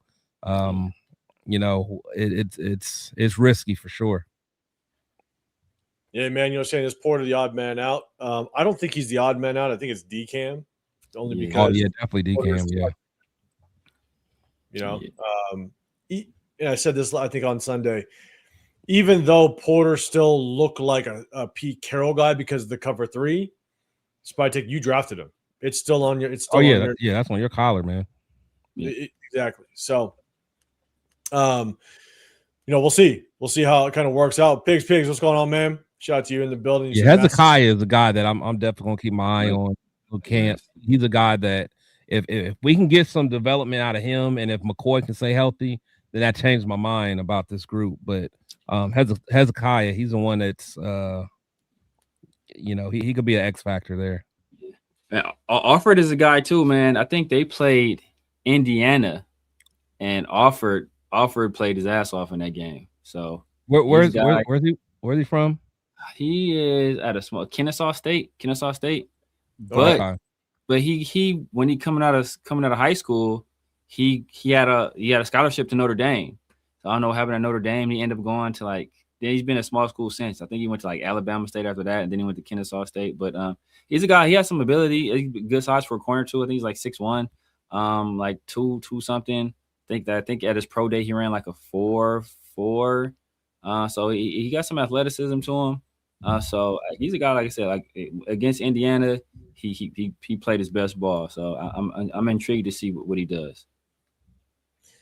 I mean, for me, I actually look at this cornerback room almost exactly how I looked at the offensive line room. Is John Spytek now has his stamp on this room.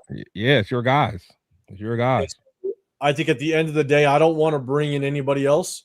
Eric Stokes is the veteran. So you got a vet in the building. So he's the veteran. He's going to be able to kind of help this cornerback room develop with the younger guys.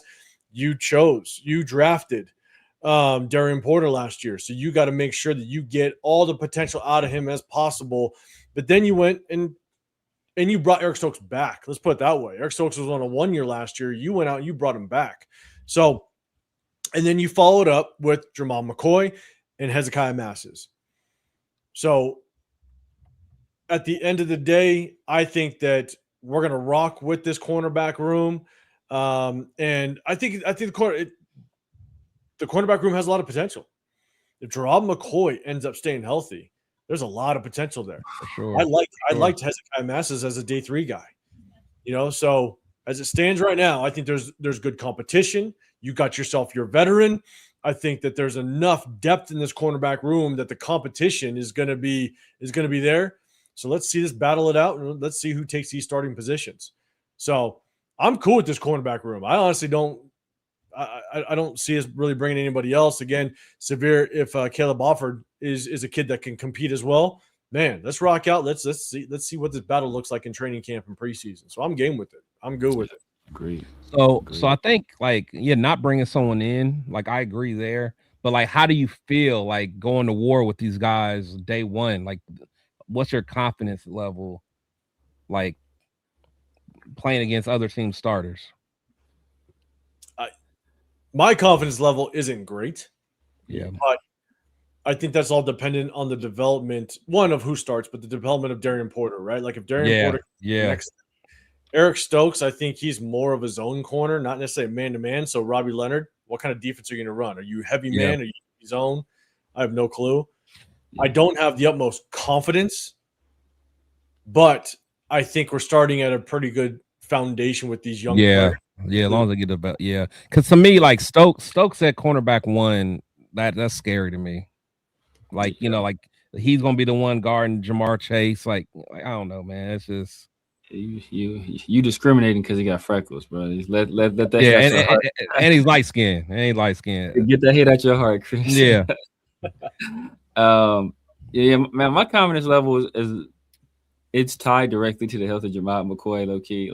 I don't, if he's healthy, I have a lot more confidence. I'm probably at 7.5, maybe even an 8. Without him there, and more like 6. So 5.5, 6. So just because of the youth and the uncertainty, because everybody talks about how great the year Eric Stokes had, but that's kind of fugazi just because people weren't really going after him when you got this fret, well, I'm about to go through all the struggles over here or potential struggles over here when I got easy work on this side of the field. Got Caillou Kelly over here. Exactly, right? I'm going to take this low-hanging fruit all day over here. So, so it remains to be seen what he is. Obviously, Darian Porter, we don't know what scheme we're going to be running, but he's a guy that only 1 year starting at corner at the collegiate level, and then coming to the NFL, didn't get a lot of run last year. If we switch the scheme on him, what does that do to his development? So, yeah, man, there's some question marks there. But if Jamal McCoy is healthy, I feel a lot better.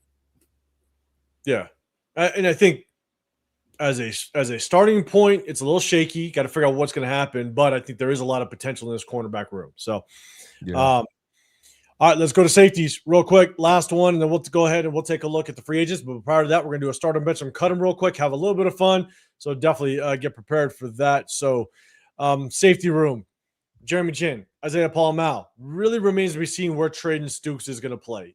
Are they going to move him to a true free safety, kind of play him on top, or are we rock with Isaiah Paul-Mal? I think that kind of remains to be seen where we end up playing him. But as of right now, safety room, Jeremy Chin, Isaiah Paul-Mal, Dalton Johnson, our 5th-round pick, Tristan McCollum, Devin Lafayette, Tanner Wall. Chat, let us know what your thoughts are on this safety room. Again, I think I might want to assume maybe Traden Stukes might play more of a free safety role, even though he played a lot of nickel and box safety at Arizona.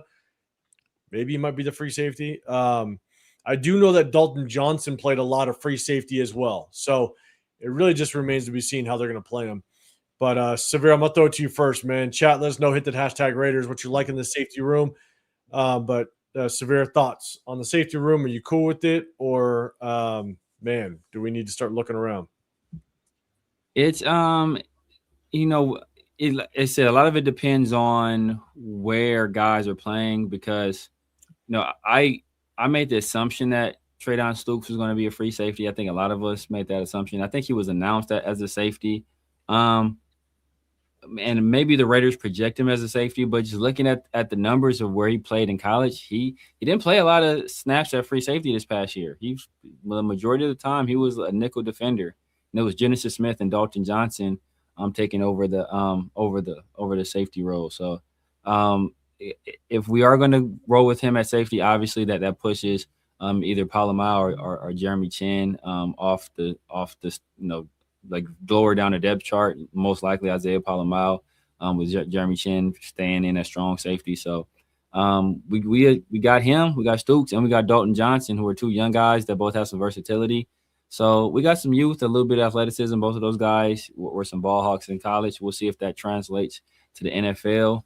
But as it stands right now, we've invested, whether that be in the contract we gave to Isaiah Palomar. I think that was the first guy that Spy Tech signed when he was hired as GM. I think Jeremy Chin might have been the first free agent he signed as a GM, if I recall correctly. So then we brought over, like I said, we spent a second-round pick over guys like Denzel Boston, over guys like Caden McDonald, over guys like Lee Hunter, over guys like Zachariah Branch. How you feel about him? Over guys like Jeremy Bernard, like over a lot of people. We put all our eggs in the Traydon Stooks basket. So this guy has to get on the field, obviously, immediately, and he basically has to be a guy that's like a plus starter on this team immediately, especially at his advanced age. So a lot of our hopes in that safety room are riding on that second round pick. So it's a question mark right now, but I'm excited to see what he brings to the table. Yeah, man, 100%. Chris, I'm going to throw it to you in a second, but Francis Sith, man, hey, enjoy the day off. You said you haven't had a day off in 5 weeks. Shout out, man. Hope you either you have a day off or hope a day off is coming real soon, man, but appreciate you popping in here. We got D-Money in the building. What's going on, man? Throwing a super chat out there, man. I appreciate you doing that. You said, do y'all have any info on safety Devin Perkins, Utah Tech? I tried to look up tape, but haven't been able to find any recent videos. Is he good or practice squad? I'm actually with you. I tried to look up. I really don't have much info on him. I'm going to keep looking though, but I don't know whose channel that's on, to be honest with you. I gotta be serious. Probably mine. Yeah, usually he's over in mine. Yeah, I don't. Okay. I was trying to look him up too. I was trying to look up a few of the guys, like the dude from Maine. Like, yeah. I heard good things about Devin Lafayette though, so we'll see what he brings to the table. Yeah, I'm gonna keep looking. Chris, have you anything on him? No, I haven't. Yeah, I always like to look up the safeties, but yeah, I haven't had a chance to much about him. That's where you played before you transitioned to defensive line, right? Exactly. Before I became JJ Pegues. It was a safety and nose tackle. I knew something was gonna happen. We're moving on from that goddamn topic. Yeah, hey, D-Money, appreciate you throwing a super chat out there, big time. Chris, man, what's your thoughts on this safety room? Man, you go with it. Do we need to maybe address it a little bit in free agency? What's your thoughts? Yeah, I'm kind of that, like, kind of how you feel with with the linemen, Spy Tech, this is kind of like what you put a lot of draft capital in these guys. So, I expect Stooks to start, honestly, I expect him to start being a second round pick. Me personally, I still like Jeremy Chin. I know he had a tough year last year, kind of up and down.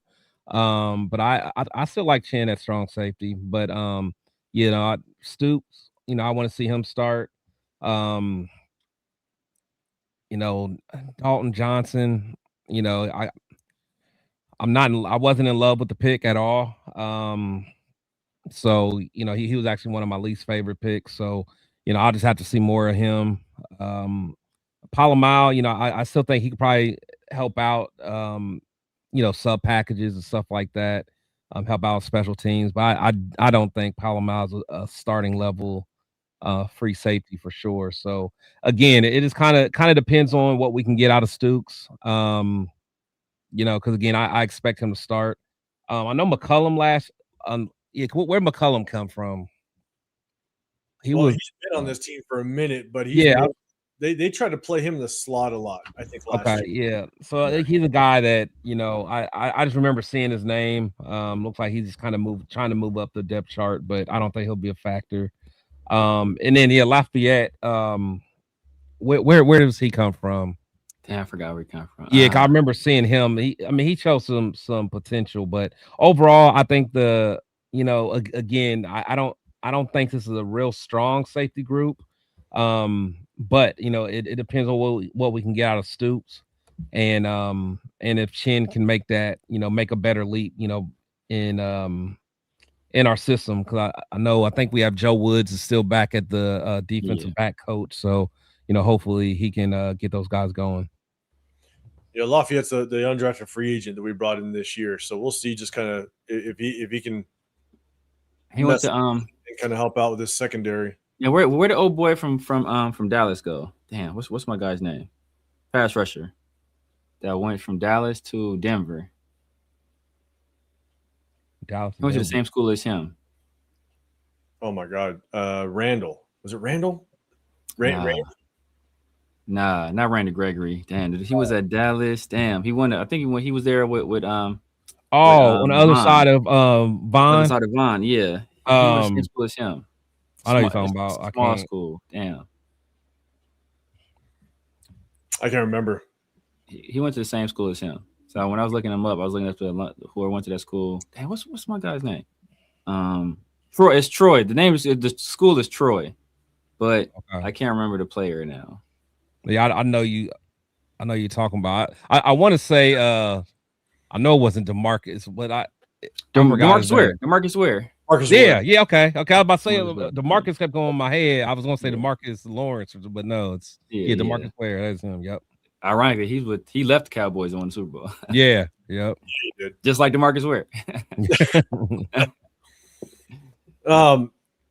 Look, my take on the safety room is, for me, it's all about scheme. Yeah. Scheme has to fit the safety room, because I think Isaiah Paul-Mal could be a better safety if you just get rid of that cover three. Just wipe out that cover three.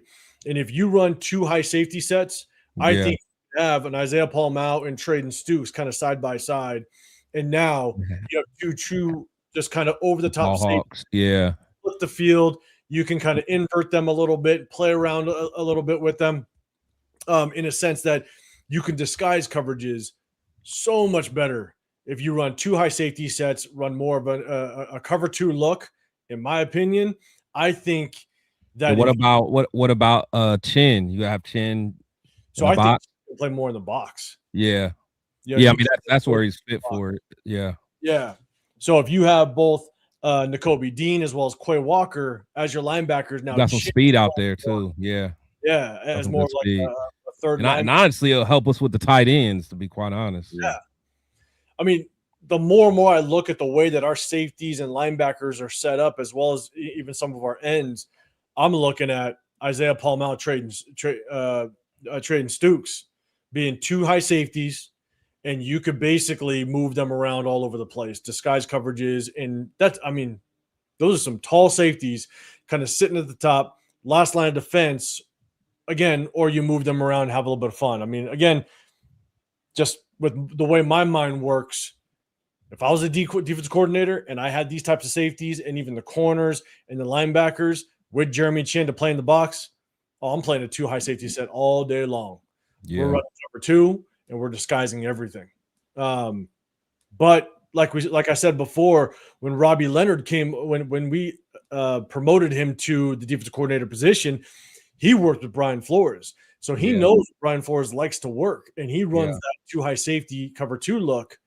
If he brings that over here, that get nasty if it's taught right. Yeah. So, but to kind of end it, Chris, to your point, this safety room has Spy Tech written all over it. So I'm not bringing to eat that. We're rocking what we got, and we're gonna have a little bit of fun. So,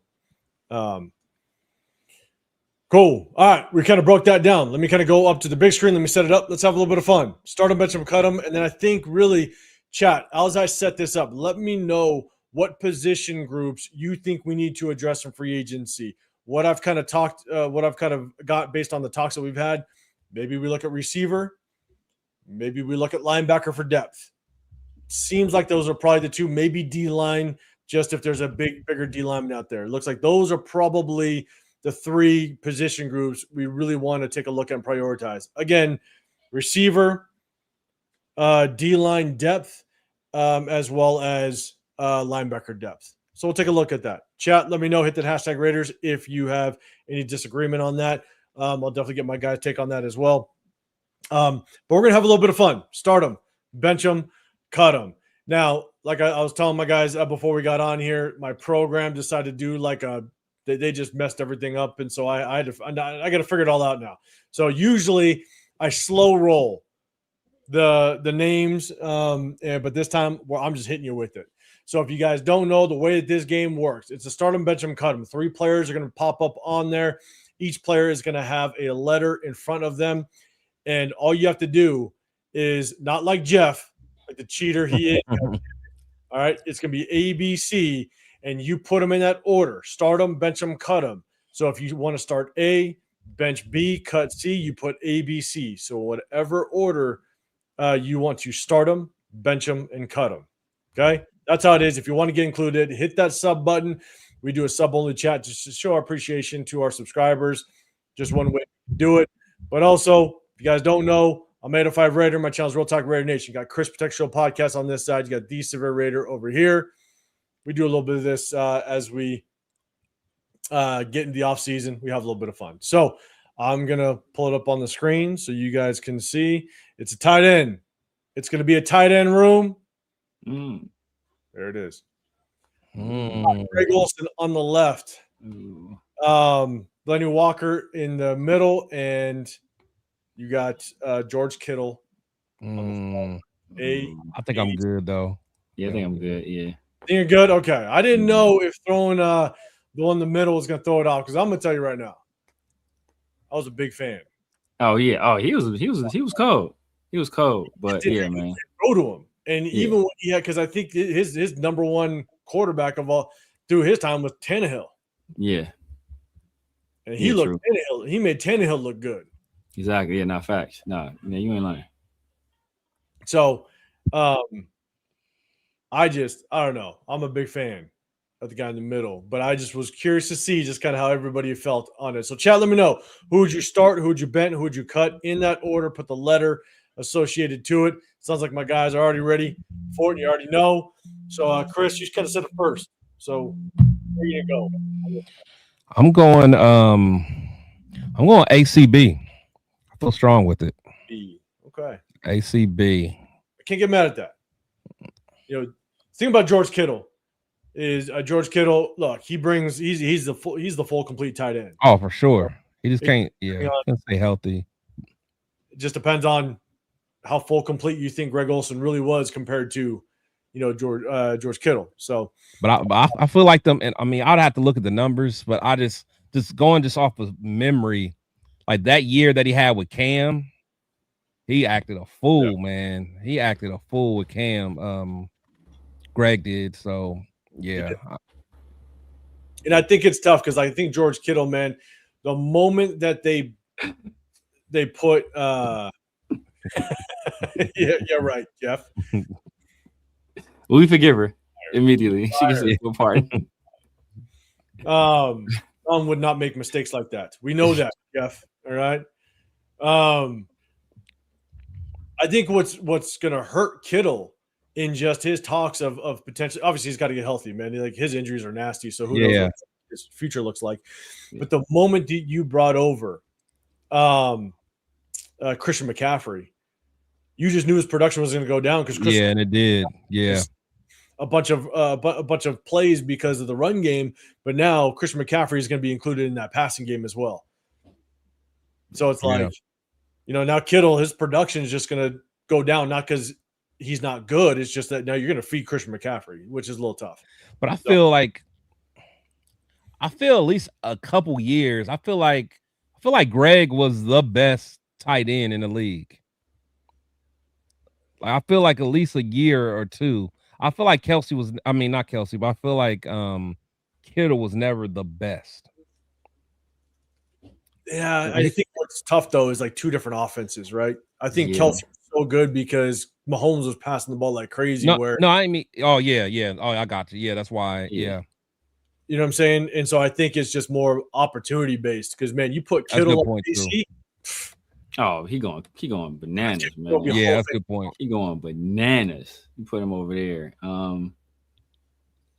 Yeah. So but Jeff is cabinet. Shout to Jeff. Jeff's cabinet. D Money, you're cutting them all. All right, man. You and Jeff, man, you all cheaters. That's what you guys are doing. What up, Nada in the building? Arnie Garza, what's happening? So, Severe, man, what you doing? Yeah, I'm cabinet, man. I'm cabinet. People sleep on George Kittle. I was sleeping on George Kittle. Tua. I think I was looking up like tight end numbers, and like what they did because I think he was talking about Brock, and because I always, because in Tua, even Tua last year, I was still saying George Kittle, in my opinion, was the best tight end in the league over Brock, over Trey, over Kelsey. I thought just what he does in the run game as a blocker, what he does on the offense, just as a pass catcher as well. I think he's the guy by far the best blocking tight end in the league. That's also a pass catcher. Like, it's not even close. And he's probably like top 5-ish blocking tight ends, really, to keep it 100 with you. So, and if you look at what he did his second year in the league, and this is why I was talking about what people was like trying to say, oh, Brock Bowers is so much better than him. His second in the league, he put up 1,400 yards as a tight end with the 49ers. And people are, but it's the 49ers. You want to know who his quarterbacks were that year? Were CJ Beathard and Nick Mullins. CJ Beathard and Nick Mullins, and he put up 1,400 yards year 2 in the league. I think he has like 4,000 or 5,000 yard seasons as a tight end. I think he has a couple double-digit touchdown seasons as well. So to me, I mean, that guy, I think he's a dominant tight end, and he's dominant not only as a pass catcher but as a blocker as well. Greg Olsen, Greg Olsen's a legend, if nothing else, for the Miami rap song. He's like, he automatically you automatically on the bench just for that. You're not getting cut just off of that. And then obviously, because I want to say he was the 2007 draft, because I remember that year he went first round and Zach Miller went second round, and then his rookie year, Zach Miller outperformed him. And it wasn't until he really got to Carolina with Cam that he turned into a baller. So and then he was consistent throughout his entire career, but I still got to put Kittle over him. I'm with you. I'm gonna give you mine, but hey, we got the better half of the 401 Jeff team. Don, good seeing you, Don. Appreciate you popping in here. Now see, Don's in here. See, Jeff, you're good now. Don might have to be my moderator. Right. God damn it. But shout out to Don. Appreciate you popping up in here. All right, let's see. Dre just doesn't like it as a whole. Radiation 510. I think you're talking about those quarterbacks. Oh, you're talking about quarterbacks? I think when I was talking about Nick Mullins and CJ Beathard. Yeah, that's nasty. Look, I'm going, okay. I am cabinet. I'm putting Kittle in front of Olsen, but I'll tell you right now, the only problem that I have is imagine if Delaney Walker was on that Carolina team. Yeah, Delaney is cold. Like, if Delaney Walker just had a quarterback, this kid could be nasty. Yeah. But I know you only can play the what if game so much, but it is where it is. It's tough. It's tough. Yeah, I know. Delaney Walker was cold. But yeah, I mean, like, what's like, George Kittle ran a 4.52 at like 250 pounds. Yeah, like 6'4" and a half, 250. He ran like a 4.5. Like, the dude was and he's Iowa. He went to Iowa, right? Isn't he from Iowa? Yeah, yep. Yeah. So like, man, them Iowa tight ends are different. Exactly. Radiation 510. Walker was unstoppable in his prime years. He was. He was bad. I remember. And I can't remember what receivers were over there at the same time. With him? Yeah. I think he was unless he was just the only target over there. I can't remember who was with him. Oh, well, he was after Derek Mason, right? Ooh, yeah, that was after. Yeah, he was after. Did he have D-Hop at that point? I don't know. Actually, my boy was there. That I went to college with, Nate Washington. He was there. I think he was with them for a little Nate bit. Washington. Yeah. I'm serious. He was there, I think. Damn, who did they have? Oh, a wide receiver. Yeah. Yeah, it was Nate. It wasn't Nate Washington then. I think Dre just said Nate something. It was Nate. Yeah. Nate Washington. Delaney Walker. I feel like they had somebody else though. Yeah, because Nate was only there a couple. Because most of his career was with the Steelers. Yeah. No, that's so. I want to say there was somebody there. I just can't put I can't put my finger on it. Yeah, I can't either. I'm trying to think. AG, that was, he was there during the Cortland Finnegan years, right? See, I got one start at Delaney Walker. I like it. I like your style, AG. Oh, my guy. My guy. Yeah. My guy. Oh, AJ Brown. There you go. AJ Brown. My guy, Justin Hunter. Oh, that's the first Tennessee wide receiver that got me, man. That got you? Yeah, bro. I thought Justin Hunter was about to be the next AJ Green, bro. I thought he was going to be nice. Yeah, Kendall Wright, yeah. Never did nothing. My boy, Nasty Nate. Over there. Yeah, Nate Washington. Got you, Jeff. Okay, Jeff, you're Harry back. Douglas, too, man. I thought Harry Douglas was going to be. I think he would end up going to the Falcons. I forgot what school he went to. Corey Davis. Back in the circle for that until Don wants back in. All right, Alec, BCA, another start for man. I like our chat. See, you guys are showing some love for Delaney Walker. All right, Rick, what's going on, brother? Appreciate you rocking up in here. Okay, all right, we're gonna go back down. Let's see, let me set this thing up. Appreciate it again. Just something we do in the off season. Start them, bench them, cut them. We got a couple more games that we'll do periodically, so definitely tap in for that. We're gonna finalize this. We're gonna finish this up. We're gonna look at just the free agents real quick. I'm gonna blow this up so we can see. Man, it's nothing but ads, so just be careful, be mindful. We are going to take a look at what's available. We're going to take a look at what I say receiver first. We're going to see what's left out there. All right, so guys, let me know if there's anybody that we should maybe take a look at, possibly bring in, because at the end of the day, I think we can all agree we don't have a true number one. And we didn't prioritize it in the draft. We brought in Jalen Naylor, but what can you expect out of Jalen Naylor? We'll see just kind of how well Kubiak can scheme him up. But chat, let me know, based on the list that we see in front of us, is there a receiver that you would like to possibly bring in to add to this receiver room? At the top of the list, you got Tyreek Hill, Stephon Diggs. Severe, you said, man, he beat the case. So he's at least available out there without the dirt behind him. Debo is out there. Curtis Samuel, Juwan Jennings. Did Juwan Jennings not sign with anybody? No. Okay. D-Hop is out there. Noah Brown, Keenan Allen, Jahan Dotson, Quadrell Hodge, Josh Reynolds, a slim, Zay Jones, Hunter Renfrow. Not a whole lot of names out there. So, yeah, man, I'm cool. Keep my money in my pocket. Yeah, it's like keep my money in my pocket.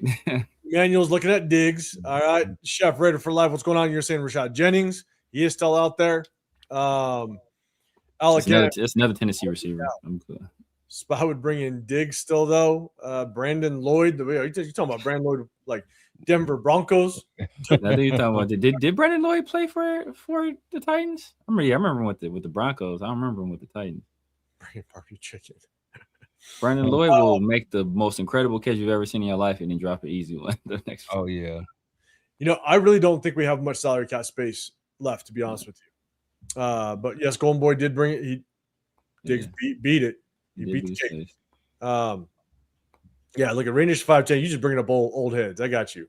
Yeah. Randy Moss at this point. You might have been on the Titans team too, actually. I forgot he was there for us. He did for that 1 year after he left the Niners. Honestly, I don't see anybody that'd pay money to bring in. I mean, Juwan Jennings is going to want to get a little bit of money. I'm not paying him. I think based off of this list, this is my opinion. God, I don't know if I'm bringing in anybody. Yeah. Like, if Keenan Allen wants to come in for vet min, maybe you can consider it. But still, Spytek's got to, man, he's got to stand on his name and bringing in some of these receivers. So I just don't really see anybody in this receiver room that I want to bring in because I really don't want to give up the money to bring him in. Chris, any thoughts? No, that's kind of where I'm at. At the end of the day, Spytek made his decisions on draft weekend to stand pat, you know, and rock out with our wide receivers we got. So, like we said, stand on it unless there's a cap casualty that makes sense. You know, Kubiak is gonna have to work with what he got. Got to cook. Yeah, Severe thoughts. Yeah, I'm right where Chris is at, man. You know, we made our bed. Now we got to lie in it. You know, Spytek, he had opportunity after opportunity after opportunity to draft guys with, you know, that were established wide receivers in college or guys that had high upside coming into the league, and he elected to do none of it. So right now, I'm not about to spend my money on players that the entire league said they didn't want to right. So. You know, all these guys were on the wrong side of 32 for the most part, and we don't know what kind of like. I ain't bringing Debo to Samuel nowhere where there's buffets. Like,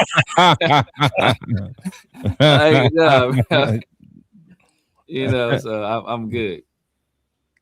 Real quick, shots of Rundown, man. Hey, Rundown, congrats, big dog. I think you eclipsed the 5K mark, man. Shout out to you. Wow.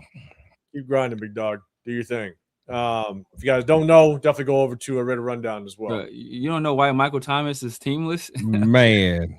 You know what Michael Thomas he's a worse teammate. I don't want no part. He'll do to Fernando Mendoza. Yeah, I don't want no part. He will never be the same. Same with Tyreek Hill, man. I swear. Tyreek Hill, I know who was it? I think someone said, oh, Golden Boy said bringing Tyreek Hill for 1 year, man. No way. I just don't want the attitude problem, you know, and we don't have the quarterback room that's gonna, you know, feed him to the point where he's gonna be happy, and all you're gonna get is attitude out of the kid, to be honest with you. So we're just not in that stage to where Kirk Cousins, he ain't Kirk Cousins that he threw for 4,000 yards, you know, 5 years ago. It's gonna be probably a struggle.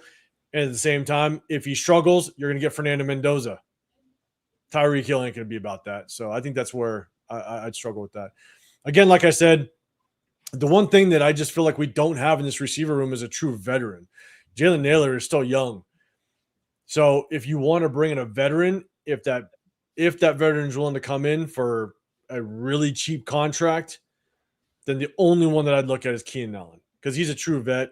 He might be able to help teach some of these younger guys. He wouldn't want no parts of that, though. You know, he probably wants to start chasing the ring at this point. No, I'm with you. Yeah. I'm just saying, if you wanted to bring in a vet, because we have a young receiver room. Oh, yeah, for sure. Only one I'd probably bring in is Keenan Allen, but he'd have to come in just an extremely cheap contract. Yeah. So you mean, man, we got Philip Dorsett.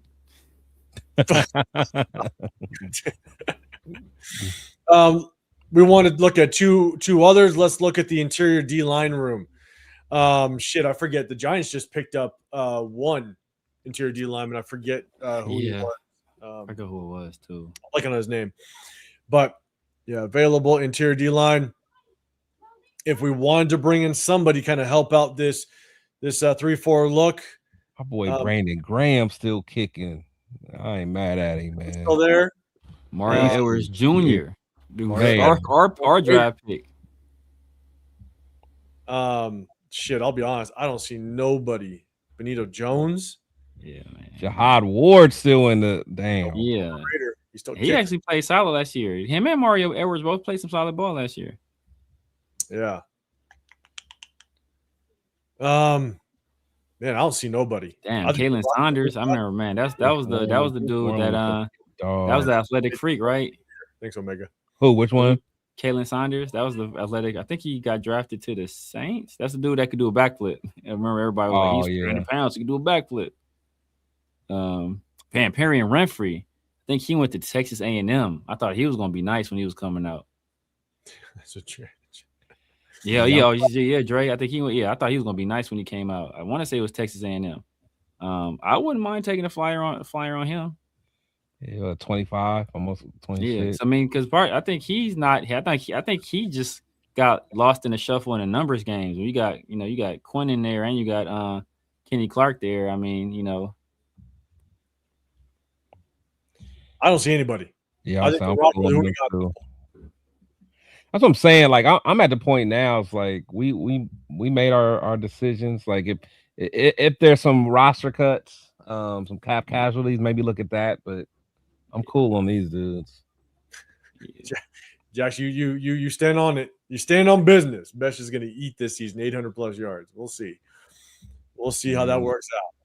All right, last position group. I think the one thing that we want to look at is just the depth of the linebacker room.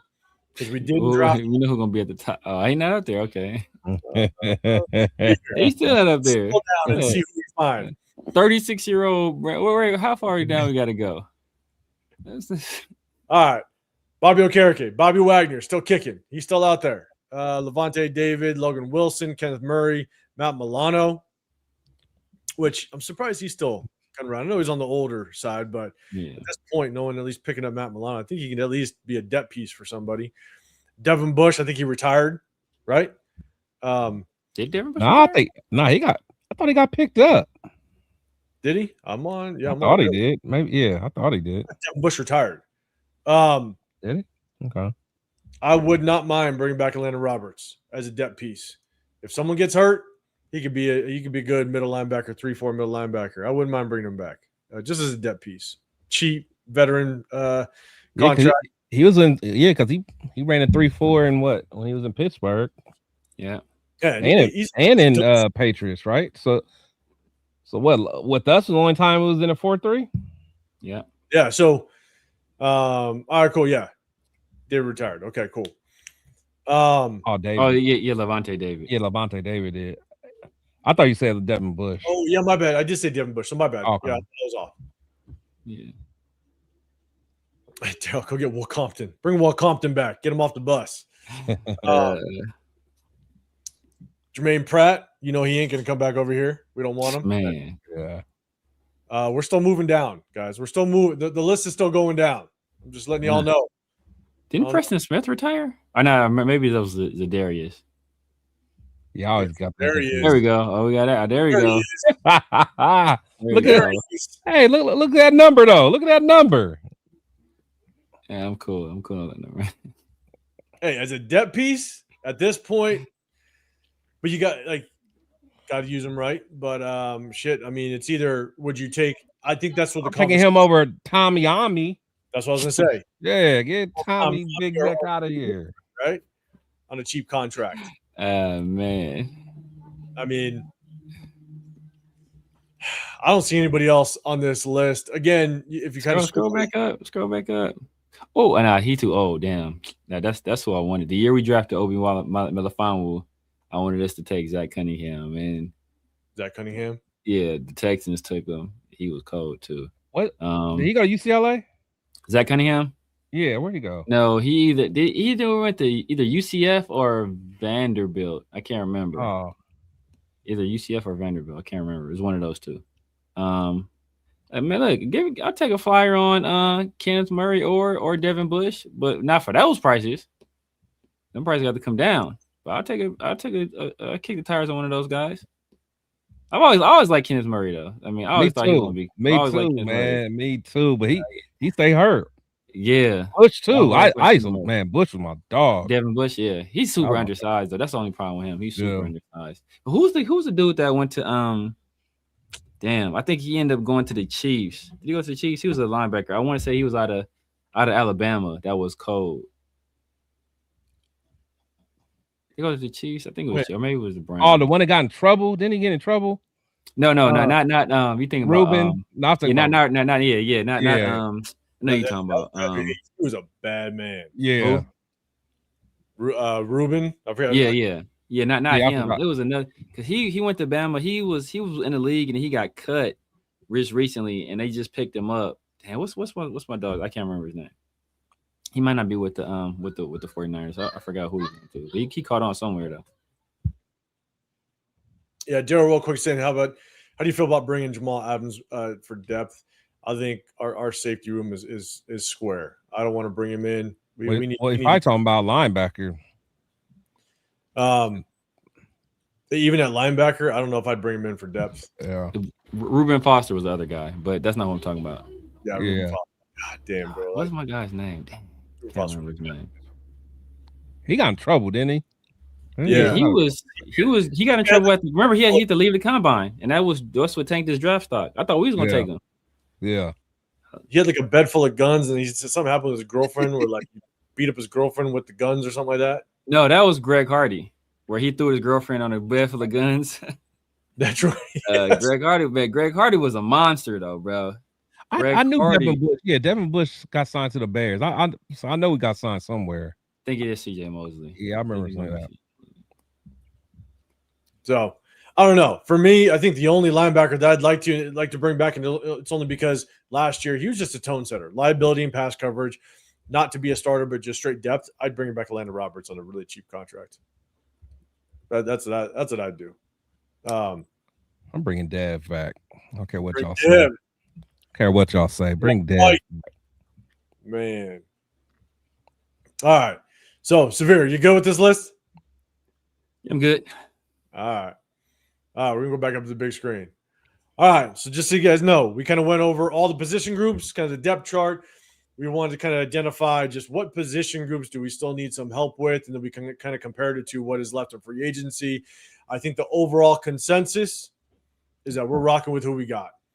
There's obviously there's going to be some cap casualties, some roster cuts as teams kind of get down to the 53. And look, there's still some gems that could be available as teams get down to that 53-man roster. So we definitely got to pay attention to that if we do need some help at other position groups. But I think overall, what we've been able to kind of just identify is that John Spytek, he now has two free agent sessions, as well as 2 drafts that he's got his name written all over this roster. Now it's time to make it work. So, based on just the roster and what we went over, Severe, I'll throw it to you first, man. Any final thoughts just on the roster, free agency, everything? Any final thoughts you want to share? We got some frontline talent on this team. Outside of wide receiver, obviously, but we have some frontline talent on this team. But depth is going to be a key issue, and it remains to be seen.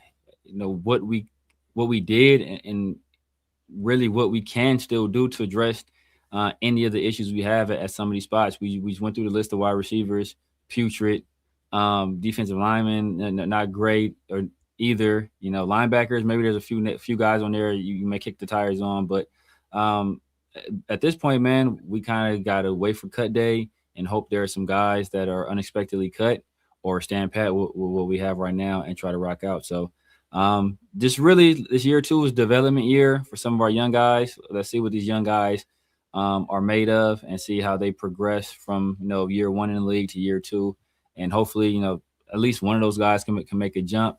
And we can find some answers to at least some of the questions that we have remaining on this roster. But we're not going to find any in free agency until teams start cutting down to their 53, which isn't until like late July, early August. Yeah, it's going to be a minute. Chris, man, thoughts on the final roster and just kind of how it looks in the free agency and draft is done?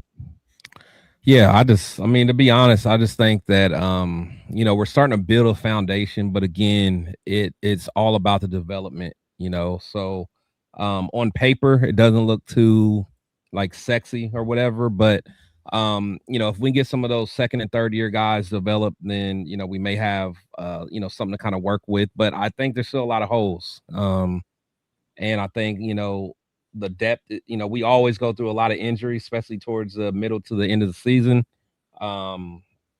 So I think we're gonna feel it, honestly. So, I think we have the worst roster, especially in our division. So to be honest, it's still going to be a rough season. So we should have, definitely in the wide receiver room. we're definitely light there. So it's all on Spy Tech. I think he had the opportunity to make some moves. He didn't make them. So it is what it is. Yeah, I'm kind of going to just leave it as, Spy Tech, the last 2 drafts, has left the opportunity open for the fan base to kind of have speculation if his picks don't work out. Right? You went and you grabbed you went and you drafted guys in positions where there was other possible starting caliber players that could have helped this team day one. So if some of these early picks don't work out, I think that's going to be a bad look on Spy Tech. So I think it has to work out for him, but also we're starting to kind of get a trend now with Spy Tech. We have two drafts now to kind of figure out who Spy Tech is, what type of guys that he likes. At the end of the day, Spy Tech is starting to – he likes to move around the draft, but at the same time, he's picking projects. Yeah. Like that's what he's doing. He's literally picking projects early in the draft. Jack Best, project, 1 year as a receiver, former tight end. Darian Porter, 1 year as a corner, not a lot of experience, project. Charles Grant, project, coming from a small school. Kieran Crawford, project. Like it's just you're starting to get a trend now. And at the end of the day, what he's done is he's opened up that door for a lot of people to kind of speculate as to whether or not he drafted well if his early rounds don't work out. That's gonna be a tough one. So but yeah, this offensive line better be good, and this receiver room better be good. Point blank, period.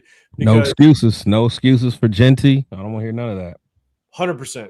Because this O-line has to work out because you drafted Genty, so you have to give him a good offensive line, period. So if the offensive line continues to struggle and you didn't address it early for 2 separate drafts, that's on you 110%. This receiver room has to work out. Your second round, Jack Best and Deontay Thornton have to work out because you didn't address it in this draft, at least early enough. It's got to work. Point blank, period. So time for Spy Tech to prove it, for sure. No, I was talking about Mac Wilson was who I was talking about. Oh, yeah. I remember Mac Wilson. Yeah. Hey, Cheeto, we bring fire hats. At least these two. I don't wear hats, but you bring fire hats. So just stay on this one. Don't go to Loons on Fridays because then you'll see. This is a wild statement. God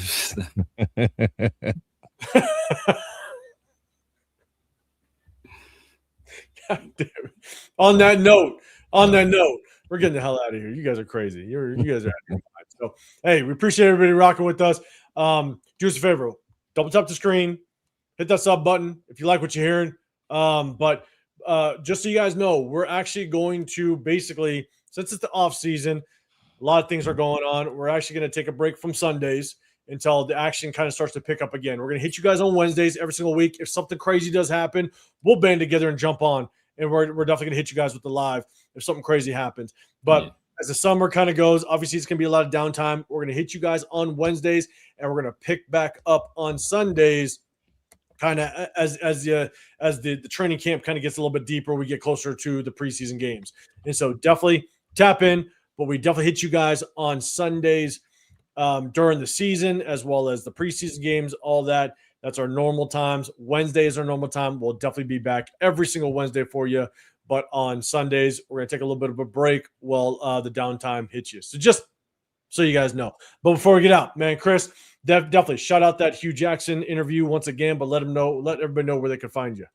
Yeah, man. It's your boy Chris with Protect the Shield Podcast. Definitely check me out. Rock out with my boys. Now it's going to be every Wednesday for now. But, check me out. Got a couple good interviews on my channel, especially with Hugh Jackson. Got a good underrated one was the one I did with Jason Campbell. Didn't get that many views, but I thought that was a fire one. So definitely look up that one as well. And I'm just grinding my boys, man. Damn, that sound whack. No, never mind, man. That's God damn it. All right, man. Y'all know where to find me, man. Like for that one. Hey, he's fire with them today. He's okay, can't talk. All this immaturity around, man. I'm an 80s baby, man. I'm an 80s baby. We don't play that game, man. Where's my dog LS at? Right. All right, Severe. Let them know where everybody can find you and all your shows throughout the week. Man, you guys know what it is, man. The Severe Raider here on YouTube, Snapchat, TikTok, X, IG, Kick, Twitch, of course, True Social. Holla at your boy. Wednesdays, the Raider Row Room, my guy, Chris Protected Shield, 805 Raider. Like you said, if something big happens, we'll hop in on a Sunday. Unless Chris is in international waters, then it'll just be me at 805. But I'm getting them set up. He lining them up, man. He lining these things up like AI videos on YouTube. But and Tuesdays and Thursdays with my dog PharoahNFL, the 50/50 show and Around the Ship, man. So if you haven't done so already, make sure you double tap the screen. Head over to my dog's channels. Make sure y'all hit sub over there as well. 100%, man. If you guys don't know, I'm 805 Raider, which channels Real Talk Raider Nation. I rock out with my guys in the Raider War Room. Sometimes I'll do a solo live here and there, but like Severe said, if something crazy does go down, we will definitely jump on here and get you our takes in the Raider War Room. But I will do some individual videos at times.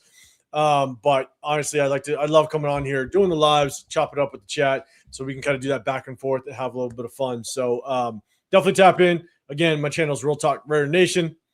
I'm 805 Raider. If you guys are going to be in the SoCal area, Bakersfield next weekend, May 16th, Raider Nation Summer Kickoff. Go to Raiders Crusaders. All the information's there.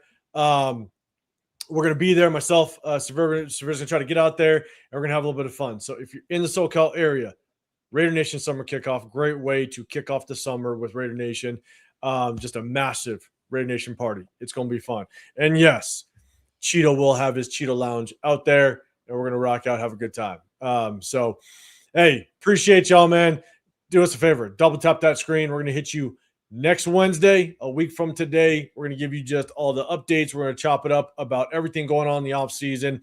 Tap in for that. Hit the notifications so you do know when we go live and rock out with us. And we'll run back Sundays kind of later in the offseason. But just so you guys know, during the season, we break down game film like we've done the last 2 seasons, just to kind of give you a little deeper take on the games week in and week out. We appreciate you guys. So have a great rest of your Wednesday. Have a great rest of your week. We'll see you on the next one. We're going to peace out of here. We're out. Later, guys.